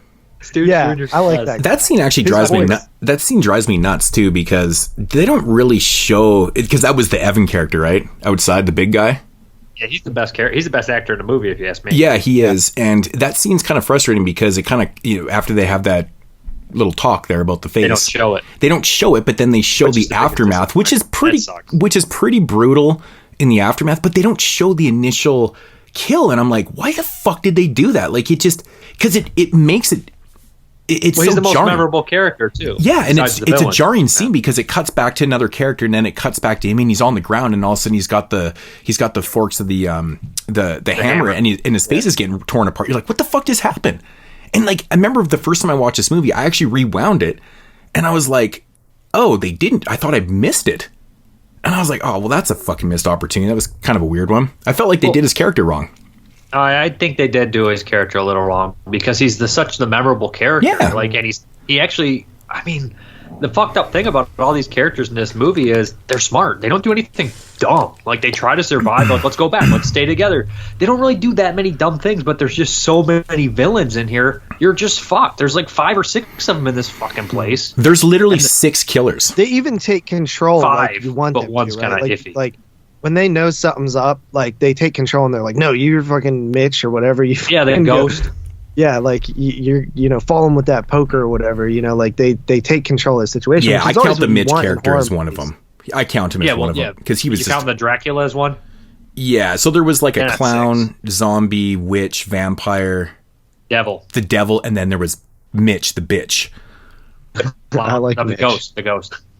Yeah, so there's quite a few. Yeah, so let me ask you this: Why do you think they're doing this? I know why they're doing it. Well, yeah. they kind of go into it a little bit. Mitch doesn't really fully elaborate on it, but I think the explanation. I mean, that's the thing about this movie. It does seem very, very vague. I mean, the short and long is we have a bunch of people go through this haunt. They're getting picked off one by one. and they're basically just trying to get out of there. And you're like thinking to yourself, what the fuck is the point? Are these people just crazy? Are they killer clowns from outer space? Are they aliens? Really like Halloween? Like they just really like Halloween and killing people. Like, what is the point of setting up these, these teenagers or whatever and killing them? It's because they have the blackest eyes and evil dies tonight. I was kind of hoping that the reveal was going to be a little bit different. I mean, it's not even really fully. You kind of have to read between the lines a little bit, and they do kind of say a little bit that basically these guys, they're like a satanic cult in a sense, and what they're doing is they're hunting down these people and basically removing their faces to modify their own so they look like monsters. I love the idea that they under their mask they are like real bastardizations of those masks. Like the ghost has the fucking skin. The clown's the best villain because if you see him in the special features, dude is completely normal. He's a young man. Like he's not an old guy. Like his performance is great too. But my only question is like, so you are killing people, removing their faces, and modifying your own to make you look like a monster and stuff. I didn't know they were actually modifying. I didn't know they were taking their skin for their own. I didn't know that. I didn't pick that up. I'm not doubting you because I didn't read, but I didn't pick it up at all. Mm-hmm. So it took me to the second time, and this one I caught a little bit more. But I mean, I'm thinking to myself, going, so if they're doing this. And it's kind of funny, too, because Mitch even explains that, the devil character was a tattoo artist and stuff. And I get it. Yeah. You see a lot of tattoo artists, they look all fucked up. They have body modifications. They have those screws in their head and fucking horns and whatever the fuck. Okay, that kind of makes sense. But these other people are going the extra mile and making themselves actually look like these witches and like it's crazy. But I'm thinking to myself going, if these are regular people doing this shit, man, Halloween's once a year. What the fuck are you doing with the other fucking 364 days of the year, man? Getting ready for it. Planning this shit. I guess, right? And that's exactly what I said. I go, they must be just spending the whole time just planning. And it's crazy. But you have to be like underground dweller. Like you have to be a fucking chud at this point because you can't be out in public with a fucking face like that. Like it's crazy shit, man. But I so the idea is a little bit suspended. You got to suspend your belief a little bit. Any horror movie, you got to kind of suspend your disbelief. We did it with the other two as well. It's just the fact that this one is set in like our reality, and it feels more grounded, right? It feels genuinely scary because of that, though, too. Like it kind of freaks me out a little bit. Yeah, and the first time I watched this movie, I was actually kind of hoping that the reveal at the end would be that they were actually, I don't know, man, like just something kind of crazy, like, almost like killer clowns from outer space. Like they're literally aliens that are down on the earth and they're killing people and taking their faces to make themselves look more human, right? Because they don't fit in otherwise because they look like fucking aliens from an outer space planet, But it wasn't that. I literally just got them as killers. I never thought it. I just thought it was a straightforward fucking nihilistic movie. Like, why were we doing it? Right. It's Halloween. Well, I wanted to comment normal people on that a little bit because I do have some insight. It's not really much, but so on the Joe Bob version, he talked about the backstory of like what these people are, and he said like so Eli Roth produced this after reading the script. While he was working on Death Wish. Extreme body modification people is what I said. He asked the directors, he's like, well, what's the backstory on these people? Like, why are they doing this? And they're like, well, we don't know. We wanted it to be like mysterious and it works better if nobody knows. And he's like, right, but I want you to write why they're doing it anyway and just keep it to yourself. So he made them write a backstory for them, but it's not in the movie. So apparently there is a backstory. We just don't know what it is. Honestly, I don't really need the backstory. I just wanted the motive. All right. Like why sometimes you don't need it, but in this one it would have felt pretty empty. You're just like, they're just killing people, but there is moments where they're like tearing people apart and shit. Like that guy's face. Like why would you kill him and then tear his face off? It's like he's already dead, dude. They do have animosity seemingly towards people that only celebrate Halloween on Halloween, while these people live that kind of lifestyle forever. Right. Yeah. Kind of like somebody's like you, like a horror fan. It's like they're like, yeah, you don't deserve to like that movie. I saw it in 1981 in the theater, and you just saw it on DVD. You're not a real fan. Like these guys are like the ultimate. You're not a real Halloween. You haven't seen Zombie Bloodbath 2: Rage of the Undead. Are yourself a horror fan? You haven't seen Monster Mass Massacre 14? Come on. You ain't seen Nigel the Psychopath from 1994? One of the biggest things with any type of horror movies, I mean, it's become, I wouldn't say more prevalent in modern movies, but I tend to notice it a lot more. I'm not saying the writing was a lot better back in the day, but there is a lot of convenience in writing these days. And Cemetery of Terror had a lot of convenience. Yeah, but it depends on how you do it though too. Like there's a scene in this movie where it's just beyond convenient because, you know, when our main character, she says, I think we're being followed. And she was being a little bit paranoid because, you know, at the party and stuff. Yeah. There was things that were going, she had the boyfriend thing going on and she kind of felt like they were being followed. And so they pull over and all of a sudden that light comes on haunt and they're like, oh fuck, blah, blah. And I'm just like, oh come on man, they pulled over right at that spot. I'm like, if they had been 100 yards up, they never would have saw that and this shit would have never happened, kind of thing. So it is convenient in that aspect. I mean really convenient though. I think it's like intentional convenience though. Yeah, I mean it is a movie, like kind of like in Hateful Eight. I always thought like, what are the odds of getting these fucking people in that cabin? It's like, well, that's the story they wanted to tell, right? I mean, it's just the sheer fact that they were being followed, and then they just happened to pull over. I mean, there was nothing really making them pull over at that point, and they just happened to be right where that sign was, and the drive-through or the driveway into the place. I don't know. It's just things like that. I'm just maybe that guy would have kept following them until they got there, but he didn't. That's the thing. He doesn't. Well, he stopped because they stopped. So I gotta bring up the boyfriend. Did the boyfriend remind you of the whole Redson Tower angle where we have the group of friends going to that house to party and then like the boyfriend's following them the whole time? I really felt Redson Tower with that boyfriend. Yeah, but in this movie he's a lot more useless because he gets introduced as this alcoholic fucking like reject that no one likes, and he never interacts with the other characters once he gets there, which is kind of strange. It's funny because I thought he might. He's part of this narrative, and then he gets the text with the location, so he goes there and he literally dies 2 minutes later. It's so fucking funny. I'm like, dude, he's the most throwaway character in the history of cinema. So funny. I think there might have been complaining about them knowing the person's address. Yeah, well, they write out the NDA, so they put their address right on the fucking paper. No, I know, but who was complaining? It was Dave C. He didn't see it. Yeah, because you're 100% right. Like literally on the NDA, it asks for their address, and the clown's literally looking at the address.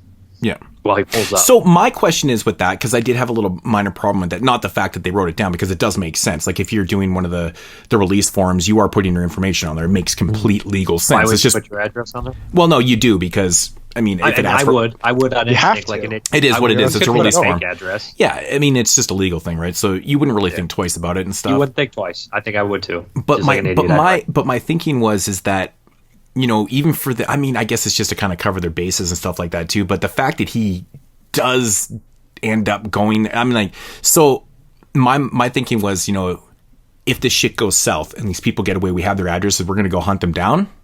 Mm-hmm. Is this actually okay? I just kind of assumed like, okay, so we have this, we're going to go do this, and I'm kind of left, and you know, I don't want to fucking ruin the whole fucking thing, but yeah, they have contingency plans. You know what I really liked about this movie is I do like the main character. She's cool. She fights back. I really like her, but I also like the baseball player, man. I love him because he's not a dickhead stereotypical jock. He's like, yeah, I got hurt. But he's also kind of tough, and he goes back to whoop the fucking zombie's ass. You know what? When they start fighting back, they genuinely beat the fuck out of them because when you look at it, they're all fucking body modified and masked. They wouldn't be that tough. They couldn't fucking see worth a shit. They have a lot of injuries done to themselves. The only one I would be worried about is the devil and the zombie because they were bigger guys. But the ghost and the clown and the fucking witch, I'd fuck them up.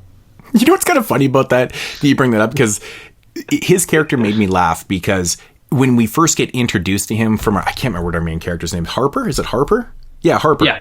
So when she thinks she gets called over at the bar, and he's actually just signaling for a drink or whatever. And but the way he treats her at first, he does come off as a total douchebag, right? He's like, "What are you doing over here?" I was asking for a confused. Right. He's actually cool. Oh no, but that's the thing. But then you like he is actually one of the cooler characters in the movie for sure, 100%. And Stooge Jr. seems like a dickhead too at first, but then when he's in the haunted house, I'm like, no, this dude's actually all right. Well, come on, man. Who's charging their friends for a fucking Uber ride? Asshole, like. But on he's purpose. But that's like Stooge too. During the whole movie, Stooge, you're like, Stooge is such a dickhead. But then, like, as you watch, you're like, well, Stooge is the best character in the fucking movie. One of them. So it's just like Stooge. He's definitely based on Stooge. I'm telling you. Probably. I like when they first go in there and the chick's on the ground and she's screaming and like burn her face and shit. Yeah. Like I love stuff like that with these haunted house type things because it's like I love the idea of like that what you're seeing could be real but you don't know, but like because you're in a haunted house, you're like your gut instinct is telling you like it's not real, like it's of course, you know, props, effects, and stuff like that. So I've always loved that about these type of movies where it's like, you know, because it's a fucking horror movie, but like the character, like what would you do if you saw some shit like that? You know Nothing, what I mean? It's I think it was a movie. Yeah, I think it was fake. I mean, yeah. Exactly. I've been in haunts before. I went in this. Have really you cool ever done like the real serious ones where they make you sign the form and they can touch you and shit? I went to one in Vegas one time on like the 13th floor of this building, and it was fucking intense, dude. It would like, man, people were like leaving there crying and shit. It was fucking nuts, dude. No, there was one in Pittsburgh where they like would grab you and tie you up and shit, bro. Like tie your hands behind your back. I ain't about that life. Yeah, like this shit was like. Man, like if you're not into this type of stuff, like I have a pretty strong will for it, so I was okay. But I was even questioning shit too. I was like, "Fuck, man, this is nuts." I was like, God damn. Even when I was a kid, like I knew when I would go to like hay rides and haunted houses and stuff, I would know like, okay, this is 100% fake. But what if somebody decided to be like, you know what, I'm gonna put the blades on the chainsaw tonight and just fuck everybody up? You know what I mean? Like all it takes is one fucking crazy person. There was a guy recently who had a real knife in the haunted house and he accidentally stabbed the kid's foot through his shoe. Yeah, it's like, dude, like, because to me, always the scariest parts of haunted houses fucking chainsaws, because they're just so loud, you know. So, what I mean? And I'm like, what if they just threw what if they actually threw the chain blade on there, right? And they're just like, you know, fuck it, I had a bad day. On that note, like, I think the overall aesthetic of the film is pretty decent. I think it looks great. I think, yeah, it shot well. I mean, the acting as well. I think I actually really do like the haunted. You know, they had more than like just one or two rooms. There actually was a bunch of different fucking areas, and I do like the fact that they even incorporated, you know, why they had the oil on the walls and shit like that, because that was contingency plan, right? You know, so that was kind of cool that they incorporated that, and but you know, I like the whole setup of it, and. You know, going back to, you know, how you kind of get lost in the whole aesthetic of the building and shit. I think that's a good thing because you're not really supposed to know. It's a maze and it is confusing. You're like, okay, because I think if you knew where they were going, you'd be questioning shit a lot fucking more and actions and stuff like that too. Right. So, what do you guys think of the effects? I think that's, you know, pretty solid. They are solid for the most part. I think the pitchfork? The ghost? The ghost. I'm always down for people stepping on nails. Yeah, the ghost looked a little CGI, like when his mask came off, but no complaint. I mean, CGI is not horrible. It looked fine enough to me. I think the worst one, though, is probably the pitchfork through the eye. Like, that was really noticeable CG. The only kill, and I do like this one, but I just think it's kind of... I don't know if it should go down like that, but you know, the devil's death in the film? Oh, yeah, with the shotgun. The only problem I have with that scene is that he knows that's there, right? He knows exactly how that scene's going to play. If you're on top of her, you know what's going down and shit. I'm just thinking to myself going, like, was he just caught in the moment? Or, like, it's not like she was holding him. He was just in the way of the shot. He got stabbed in the eye. He was fucking losing his shit. I guess so. It was just something I noticed the first time I watched it. I was stabbed in the eye, bro, like... I guess you could get disoriented, but I'm just thinking to myself, like, it's one of those things where he knows exactly what's going on in that scene, right? You might not want to. I was so glad when he got fucking killed. I was so glad that they fought back and killed some of these fuckers. Like, I'm so tired of fucking people not fighting back and just getting fucking burnt.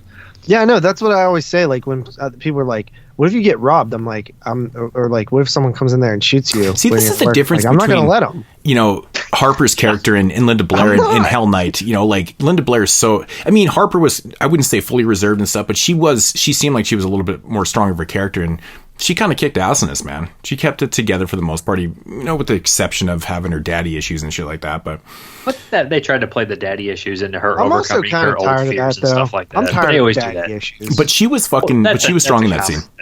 She was strong in that scene. You know what I mean? They're like, something bad happened to them in their early life, any character, and now they have to overcome it in their. Yeah, in but their I'm sick of that. It's like, it's done, done, man. Mm-hmm. No, I mean, like we all have fucking issues, dude. But I'm just saying, I don't sit there and like everything relates to them. Well, I guarantee if something happened to you early in your life and something that reminds you of it happens, you're going to have a flash of it. Just because you could see her in her mind thinking about it doesn't mean that somebody else in real life doesn't think about it when they see it.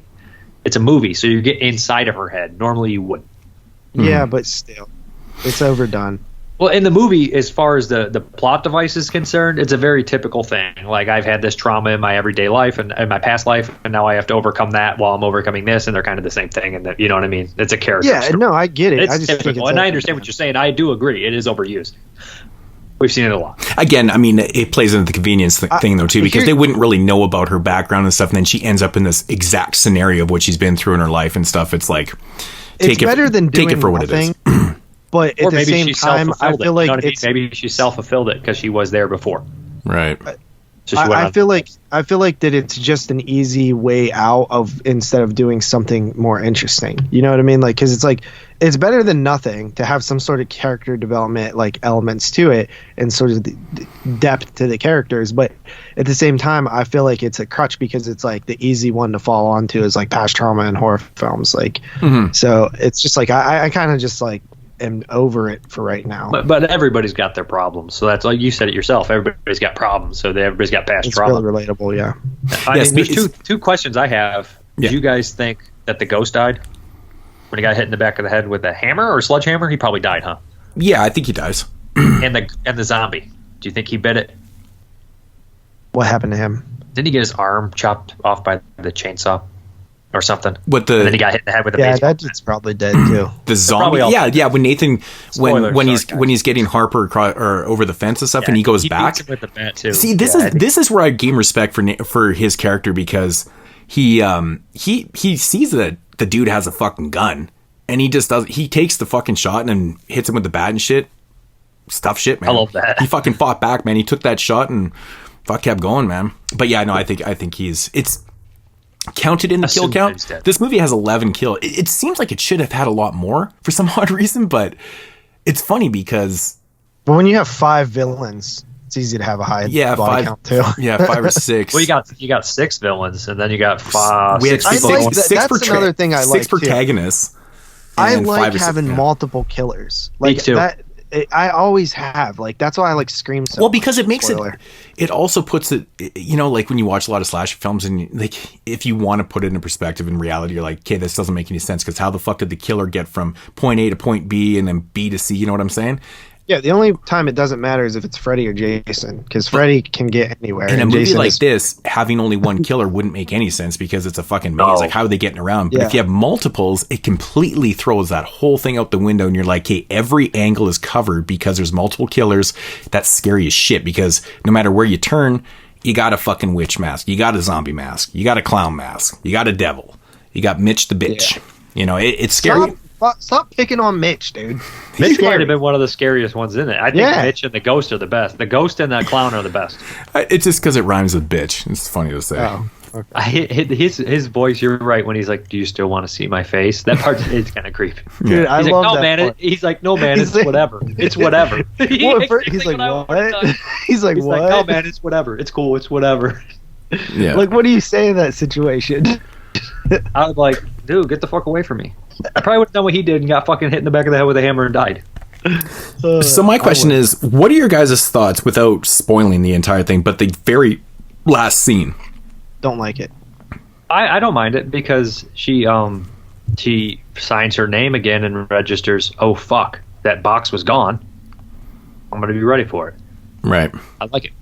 And I like that they're like this. Fuck it, man. We don't need a sequel. I guess we don't know how much. Concerned about making a sequel. This movie's like, fuck it. We don't need a sequel. You can still do a fucking sequel. I guess we don't know how much time has passed from the hospital to the events, but I mean, if you put it in, if you think of it as being right after, it just seems like it's so abrupt. But it possibly couldn't be, or is it? I don't know. I just don't. I just don't like when. I'm just saying you need time to set up here. I just don't like whenever there's like an after scene of like, you know, this. I don't know. It's okay. I like it. Actually, I think I've gone back and forth with 3 watches. I think the first time I saw it, I laughed out loud. I was like, oh fuck, seriously. But you know, rewatches help sometimes. Sometimes they don't. Sometimes they go the opposite way. But I've went back and forth because, like I said, the second time I watched this, I was like. Ugh. But then again, it's frame of mind sometimes, right? I watched it too close together. Just saw it. It wasn't in the mood. Blah, blah, blah. It's been years since I've seen it. 3 times is never fun. Let's be honest. But I mean, to be honest, and to be fair, I don't like watching a movie twice usually. So I I watched all three of these movies back to back last night and came to this one. And I'll admit, I wasn't overly excited to watch this one, but I also put myself in the mood to have to review it and watch it, objectively. So and I actually kind of enjoyed it. Honestly, I'm a little bit indifferent on the ending still, but it's not a game changer. It's not a horrible thing for me. That's how I feel about it. I don't give a shit, really. Right. And I did have problems with the CG. I think the effects are a lot better than I remember them to be the first time I watched it. Hence, rewatching good, because I remembered a couple of scenes just being like, oh man, they look really fucking poor. But, the Blu-ray looked pretty good. The Blu-ray looks good. I shuddered the shit again. Yeah, Shudder's where it's at. So, I have the Blu-ray, so I watched it. I will say it looks good on Shudder. I mean, it's pretty fucking clear. Yeah, you guys have anything else on this one? No. I do like... Oh, sorry. The question where the girl's like... She's like, I have a cousin who... He's like, how many fucking cousins you got? That cracks me up. Because the one girl always is bringing up a cousin when she's doing shit. And she's like, she casually answered 46. Yeah. The characters are fun. They're decent. I like all 6 of them. Yeah, there's no real douchey characters, which is surprising considering there's 6 main characters. And they're all semi-memorable. You know what I mean? Yeah. Yeah. They don't all look the same or something. Yeah, they did a good job with the casting. Movies. The Stooge dude definitely is the best. I agree. He's a good actor. I'd like to see him in more. Have you seen? I asked you guys. All 3 females are all good looking too, man. They're all very memorable. Yeah, everybody's memorable. What were you saying, JP? I asked if that guy had been in anything else. I'm sure he has. I didn't feel like looking it up, but his voice I'd like to see him more too. Head, yeah, that's what I like about him. He has that sort of unique voice that. Yeah, it's his voice, dude. I actually think I looked it up yesterday and I couldn't. He was in iZombie. I don't think I've seen that. The TV show? I guess. He's not in a 98 movie by Andrew Parkinson. No, it's the TV series. Yeah. It's not a bad TV series. It's fun. Oh, it's kind of crazy. This guy's way... Is that Evan? This guy's way older than I'm assuming. This guy was born in the 80s, man. It's crazy. He's in the new Matrix. Is he? He's got like 64 acting credits. Yeah, that's a pretty big fucking step up, huh? Yeah, he's got to be in shit that I've seen, man. But yeah, no, he's got that memorable voice. He was in Drill Bit Taylor. A lot of he was in MFA. Oh, that's a good one too. The rape movie. Yeah, the Clint Francesca Eastwood. I brought that up in my last week's video. That's probably why I remember. Yeah. Oh, well, I like him. Yeah, me too. I would like to see him in more shit as well. I also like the clown. I thought he was good because he in real life he looks nothing and acts nothing like that. And I thought the ghost was good, and the baseball player and the lead. I liked everybody in this movie. The acting helped and the characters helped big time. Yeah. If they would have sucked, it would have been a terrible movie. Yeah, I agree with that. Like the atmosphere is good, but it can't hold the whole movie. You got to have characters that you are semi interested in this kind of thing. Yeah, and I'll give them props for like the masks and stuff because we've seen that so many times, but I thought they were really effective.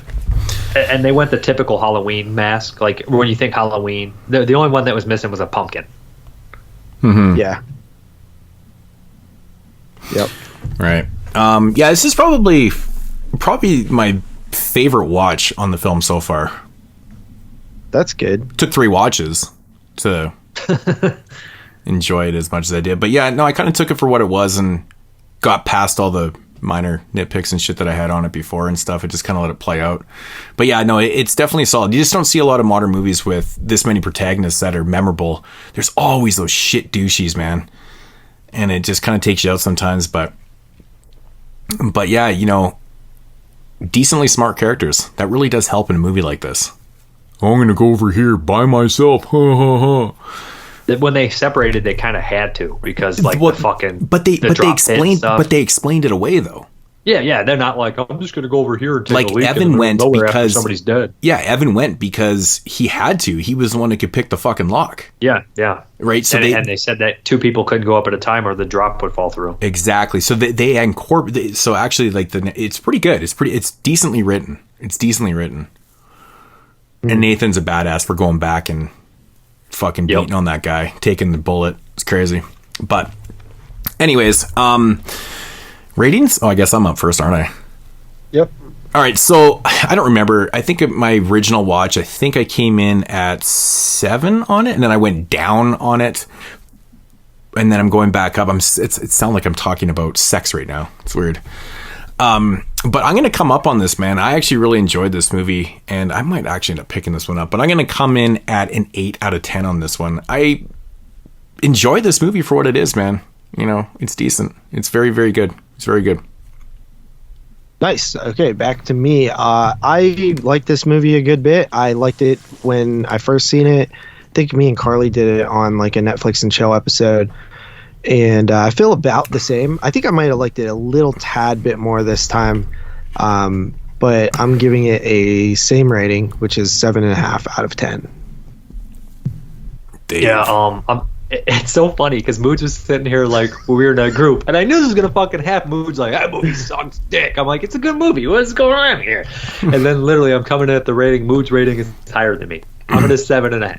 I like this, and this was the one that I could put in. This is a good movie. Like if I had friends over and they're like, put something Halloween in, I'm like, I'll put Haunt in. It's scary, it's gory, it's good enough for average people to not be like, why are you putting in fucking Flesh Eater or something? They might laugh at that, but you know what I mean? It's approachable. Yeah, I feel like I'm too high. I feel like 7.5 probably is the most correct objectable rating, but I enjoyed it. Just change your rating like Dave did on Hell Night to 7.5. Well, I didn't give it a 7.5. I gave Hell Night a 7. Yeah, and then I said you liked it more than me, 7.5. No, you. No, he didn't change it to 6.5. And I actually made you change your rating of Vampire Lovers to a fucking 8. Remember that? I know. So why can't I make you change yours? Fuck it. I'm coming in at a 7.5. Change it. So wait, you are changing yours, Mids? I think it's an appropriate rating. I think it's actually really good. Yeah. Yeah, it's almost great. It's very good. Yeah. It's a good way to put it. So that's it, huh? It's very good. That's all. And it's better than most of the movies I watched this year. This year. You know what's funny? I was actually going through this yesterday. Been a bit rough. It's gonna be there's some good ones like Antlers, Last Night in Soho. There still is potential. I've been really Lamb. pissed this year. I haven't watched that many this year. I've been very terrible about it. I've only seen 27, so that's I had no because real you had to right watch 100 1970 movies. Oh, 104. Actually, I wanted to. You got me thinking because I had this on a watch list, and so after you were talking about Bad Candy, I wanted to check it out. I love anthology movies, especially Halloween anthology movies and stuff. Did you watch it? I did, and you know what, man? You know what's fucked up about this movie? And this doesn't happen. This doesn't happen very often, but it's crazy. So this movie's starring Zach Galligan, of course, we know who he is, and then he's great, and it's got Corey Taylor in it from he's lead singer of Slipknot, and they play radio DJs, and they're just basically telling these stories. Gremlins. Oh yeah, I was thinking of the dude from The Hangover. So this movie has a really high, Halloween aesthetic to it and stuff. So basically, they're on this radio and they're just telling these stories and people are listening and stuff like that. So it's kind of cool. First story's fantastic. It's a really, really good story. I love the first story. I forgot it was an anthology and I thought that we were going to get the whole movie like this. And I was like, where's it going to go? I'm so excited. Yeah. So this is a weird anthology movie because it has 7-8 stories in it or something like that. Yeah, but it's one of those ones you won't remember all of them. Dude. Okay, so this movie it's pretty beautiful, man. There's a lot of good cinematography. The acting's pretty good. It has all the really good specs of great filmmaking. The problem is with this movie is that almost all the stories suck.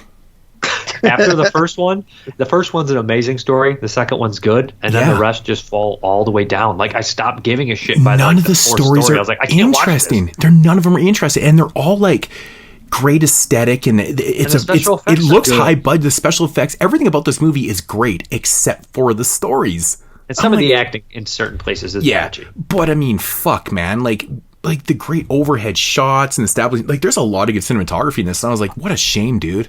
What a fucking shame. I never saw so much Halloween aesthetic in the first short ever. It was the best Halloween aesthetic I've seen. And it was a cool story too. I thought that I was so excited. Right when I was watching, I was like, "Oh, this is up Dave's alley with the little fucking monster." There was a lot of it was so totally like Halloween spookies with a budget. Yeah, it really was. Biggest disappointment of the year for myself, man. To be honest, I was really anticipating this one, and then just seeing how beautiful it looked, and I was like, "No way!" On these stories, dude. Ugh. What a disappointment, man. But that's the way this year's gone. I was kind of going through my movies. I'm up to 56 watches for the 2021 movies. And I didn't think I'd rated a lot of movies under 5, but I think I'm around a dozen. I'm like, holy shit, dude. Nothing horrible. Nothing horrible. Things are 4.5s and stuff like that. I haven't really been watching a lot of no I haven't budget seen movies. any super turd bombs. You know what I mean? Yeah, no turd like bombs. 1s and 2, like that type of shit. No. Like nothing horrible, but Nothing just, under a 5 even, but still nothing. Not too many over an 8. I think one of my Nothing. favorite watches of the year so far is Night Books. Fuck. Is that kid I heard the Night House is really good. I really enjoyed it. It's actually one of my favorite watches of the year. Yeah, I mean, I liked old. I think Moods would probably not like old. Night Books is right up. It's Dave like probably wouldn't like it either. You know, as a fan, as a horror film fan, as a kid, this is everything. It's really cool, especially Night Books. Yeah, I'll add it to my list. It's fun, man. It's definitely, it's a kids movie, but it's also made for adults though too. It's made for people like us, fans. Yeah. So, but it definitely has a scary moments. I mean, being a younger kid watching this shit, I could see how you get a little freaked out, man. So, I thought it was cool. But yeah, I guess that's gonna do it for the show. That is. Did we break a record? That is Listener's Choice Volume jinx 13, Episode 213. It's on the back burner. We're done. So thank you for everybody that voted the films in this year, and we'll see you guys next year. Well, wait a minute. We still have Italian Horror Month coming up, and then we'll have a Christmas show, another Listener's Choice Christmas show. So, yeah. You should mention the 3 Antonio Marighetti movies before, so they can watch them if they want to before we do it next week. Yeah, so those movies are Cannibal Apocalypse, which stars John Saxon. Pretty big fan of that one. As well as Long Hair of Death and One of the Fish Moves. Killer Fish. Killer Fish. There is an alternate title for it, and I can't think of what it is right now, but the funny thing about Killer Fish is it's a heist movie, a disaster movie, and a killer animal movie all in one. It is a fucking hodgepodge for sure, man. It's a hodgepodge. You'll have a lot of fun. It's totally actually this is a pretty interesting year because I've only seen Baron Blood and Cannibal Apocalypse. I haven't seen any other films picked. I picked 3 of the 4 Mario Bava horror movies I haven't seen. I've seen the rest, so I had to check them off. Plus, you picked those 3, and people are probably wondering why those 3 got picked is because we did Mario Bava, like we said before, and I think that we did Bay of Blood, Black Sabbath, and Black Sunday. You did the 3 big ones. We didn't do Black Sabbath. No, we didn't do Black. We did Blood and Black Lace. We did do Blood and Black Lace. Okay. He did a lot of blacks. Yeah, Black Sunday, which it's one of my Blacks and favorites. Bloods was kind of his thing. Well, I wanted to pick the ones I haven't seen because you never know. You know what I mean? I'm surprised. Never know if I could die any day. I know. You'd never seen Whip in the Body before? Dave, don't die any day. Oh, I can't wait to talk about that one with you. It's actually... I'm excited because Christopher Lee's in it too. Yeah. Oh my God. Okay, I can't wait now. And I've seen like 50 Christopher Lee movies and not more. Dude, you are going to be shocked. I mean, the first time I watched, I was like, what the fuck? It's a ghost story. I know that. I did want to kind of do. No, it's what happens with Christopher Lee's case. But anyways, I know he didn't like doing it. Well, it's the end product. I'll just leave it at that. But we still have a lot of people we could do again, and a lot of people we can do for the first time. Still, there's still a good bit of people we haven't done for a first time. Not a ton. Like who? But Figarasso. We need to do Figarasso. Yeah, I can't believe you guys didn't do him. He just keeps getting bypassed. I don't know how, because he's got some of the funnest movies. Zombie 4. Yep. Well, I kind of want to do the zombie franchise. What? You guys already did Zombie. Well, we could do it again. I don't want to watch Zombie 5. I kind of do, because I have that Vinegar Syndrome I still haven't opened. Man, I have like 4 copies of Zombie 5. It's ridiculous. I have 2.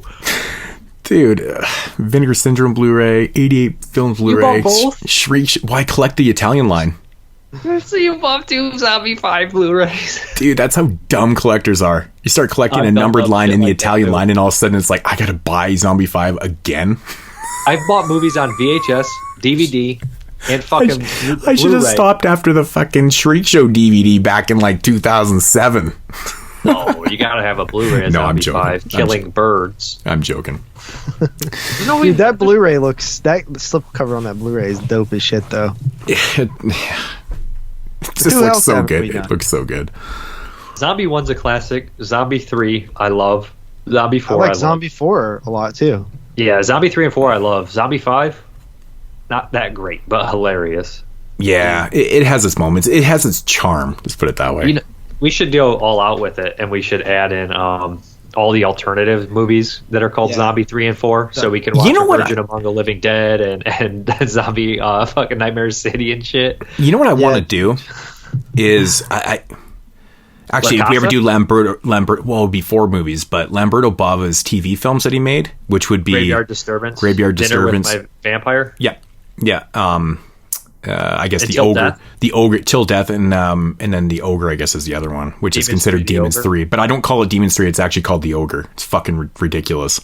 I don't know. My DVD says Demons 3: The Ogre. Yeah, that's what Shriek Show released it. But it was the original film. It was the Ogre as the TV film, and then it got released in America as Demons 3. The Ogre. It I'm like, actually fuck. got released in other territories as Demons 3 too. I'm just they saying, did that a lot. The original TV film is the Ogre. It's just a TV film that he made. There's no connection at all, and people are. He's got to have more TV movies than that. But he did a 4 TV picture deal, and those all came out.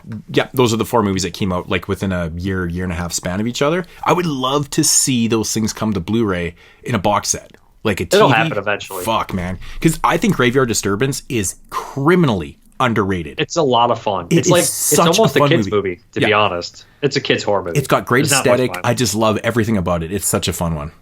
Yeah. What was the kids like a kids movie? Graveyard Disturbance. It's really good, man. It's fun. I think that's the only TV one I've seen out of those 4. I have all 4 of them. We haven't done. I watched them every couple years. Have we? Which one? Who? Poopy Avati.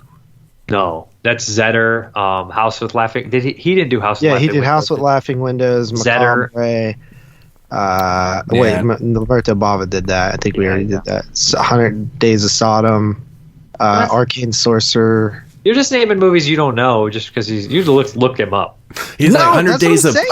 I'm looking at him right now. You thought I was just naming this off the dome? No, I thought you were trying to act like you knew him, and I knew damn well you didn't. I would ever fucking say Arcane Sorcerer. I have. Right. 1996. No, you have it, bro. No, I tried to find it for 96 when we did the 96 show. I remember It came out in 96? There's no fucking way I'm watching Arcane Sorcerer from 1996. We'll never even find subtitles for it. If we find the movie, there's no subs. There's a handful of horror films that he did on his IMDb, so I mean... Well, he's got some movies you can do. Yeah. How many did Sergio Stivoletti do? Besides Wax? He did 3 Faces of Terror, The Wax Mask, and did he direct one more? Moods? Man. Who directed Spider Labyrinth? Who directed Spider Labyrinth? Good question. Was that guy a one-off? Was he a one-off? It wasn't Soletti. What is Dogman's Rabies? He's the effects guy, man. Would you say Dogman Rabies? 2018 Dogman's Rabies. It's directed by Sergio Stivoletti. I ain't watching. I mean, can we find Dogman's Rabies? Probably not. That sounds amazing. That actually sounds amazing. No, honestly, I'm not even joking. We've done like everybody, bro. There is not a lot of people we haven't done yet. For Grasso. You guys do Mario Kano? No. No. We need to do another fucking Bruno Mattei show, though. Maybe some of his later cannibal movies, man. I don't think Need and Bruno Mattei have ever been said in the same sentence. Yeah, I love Bruno, especially his later cannibal movies. They're so much fucking fun, man. They're hilarious. Cannibal Holocaust in the beginning is so fucking nonsense. It's literally a remake of Cannibal Holocaust without the actual violence. It's a bloodless Cannibal Holocaust remake. Right. I think it's time to go back to Fulci next year. Probably. There's just so We've many. only done 2. He's the second most popular Italian horror director for sure.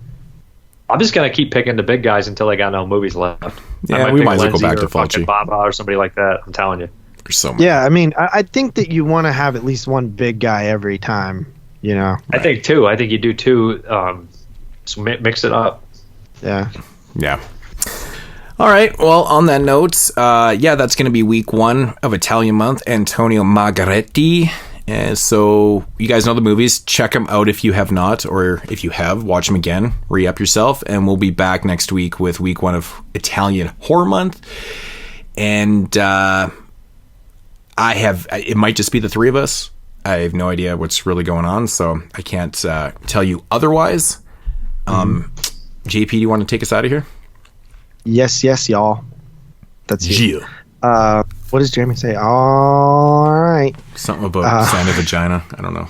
Jeremy, actually, we're listeners out there. Keep an eye out. Me and Jeremy are going to record a recap of his 2021 Music Box of Horrors film screening festival marathon thing that he went to. Slow motion over here, dude. I was thinking the same thing. We saw a lot of cool stuff. Really? Did it sound slow motion to you guys? It looked like you were fucking looking for a word every time. You're like, the music box is up. Did. I couldn't think of the name. So look out for that. And then, check us out in all the places. Facebook group. Also, Just fucking cut that from one show and throw it in at the end every time. We should actually just record one. I can just copy and paste into every show. Yes. Yeah. I brought that up years ago, and you said you didn't like that. No, actually, it's a good idea now because all I have to do is take that clip and I'll put different music over it every single time. That'll just be the outro. And it's better than listen to you stumble through this right now. I'm not stumbling. Although you don't get any of this in it, though. That's how I talk, bro. That's how I talk. I'm a robot. I thought he was breaking up on his connection over there, but all robotic and shit. But yeah, I still got my 31 Days of Horror going on. Check that out. Dave's channel, check him out. His weekly show, pretty good stuff over there. He gets a lot of facts wrong and misspeaks a lot, but he corrects himself the next week. I leave comments like I'm only here for the corrections. Oh my god. Yeah, right. So funny. I love the corrections. He's like, all right, couple of corrections. Yeah, I like the fact that he does that though. He actually notes it. Because I don't give a fuck enough. Well, I re-listen back to my show and I'm like, what? Like I'm hearing myself. I'm like, that's a mistake, and I like write it down. Like I made a mistake there. Yeah. It's hard when you're trying to do shit in one take. You know what I mean? Like you ain't got time to fix all your mistakes. Then do it next week. But yeah, check us out on the YouTube Moods channel. Our views are down, he says. So something's up with that. I don't know if it's Halloween or what, or you guys just don't like us anymore. Sorry, I'm not Jeremy. Yeah, Dave's sorry he's not Jeremy. He could try to be Jeremy more if you want, but yeah. I feel like people see Jeremy's like the weird thing because people don't want him, but then they do when he's gone. You know what I mean? When he's here, they're like, "Fucking, you guys need to get rid of that clown, fucking third stringer." Hey, Moods. Yes. As an honor to Canada, can we close the show with singing Canada's national anthem? You'll have to help me out, though. Oh, Canada. Canada. Oh, the first Spangled Banner was like so much better than that garbage. We actually didn't bring that up in Cemetery of Terror where the kids are walking down the street singing. They're like, nice, it's Halloween night. I said yeah, dude. I said it in the message. Nice, it's Halloween. I'm like, what the hell kind of song is that? That's their national anthem. All right. Anyway, that's it. Okay, we're out of here. Peace. Deuces. Music box.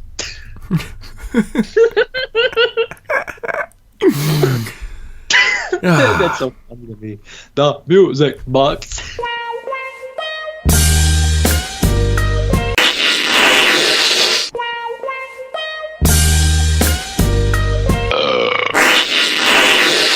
Man, I had to fucking get a new credit card.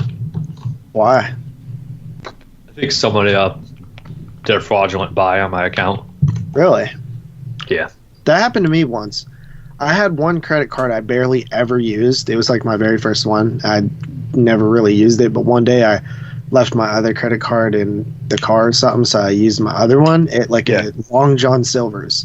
It's the only place I used it in like 3 months. And then one night I'm just sitting here and I get notifications on my phone whenever my card's used. I just started seeing all these gas station charges in New Jersey. And I'm like, what the hell? So I locked my card and then I called them and they, handled it. But it's like, what the fuck? I was like, somebody stole my identity at fucking Long John's. That's a shitty place to get it stolen, but it's a shitty place to eat, so. Right. Yeah. That's what I said. That's why I was like, I guess I deserve it for going to Long John's. So bad, but so good. I like the chicken, dude. The fucking chicken is so good. Like, you want chicken or fish? It's like, is there a difference here? Dude, there's not, because I don't eat fish, but I've accidentally got fish before. This tastes kind of different, but it's still kind of the same. Everything tastes the same because it's cooked in the same pot. I was like, whatever. Like when I go there, I'm like, whatever you think. Fries. All right. You got Long Johns up in Canada, Mids? Of course we do. Need those fuckers, man. Especially when you work outside. Ugh. Oh, we met the terrible. No. Oh, I just came into the conversation. I thought you guys were talking about the dumbest fuck ever. He's like, "You guys have Long Johns in Canada?" He's like, "Yeah, motherfucker." Oh, you guys talking about the donuts? What? No. Yeah, there's donuts called Long Johns. Those are delicious. Yeah, not those either. Like I said, I just man. came into the conversation. I wasn't in the room. No, there's a shitty restaurant in the States called Long John Silver's, and it's fast food fish. Yeah, I believe we don't have them in the West Coast. I think there's some in Ontario and stuff like that, I believe. I've actually seen them when I've been down in the States in lots of different places. Don't bother. I've never actually ate one, though. Dude, everything You'll tastes get diarrhea. If you get chicken or fish, you won't know the difference. Oh my god. Yeah, it's all the same. That's so Long John. bad. It's cooked. Yeah, the same Long John as Silver's. I know about them. Yep. I don't even know how they're still in business. Do you know anybody that goes to Long John's? They go there like once a year. They're like, "Oh, why don't I ever go here?" Then they get diarrhea, and they're like, "Oh man." I don't know how they stay in business.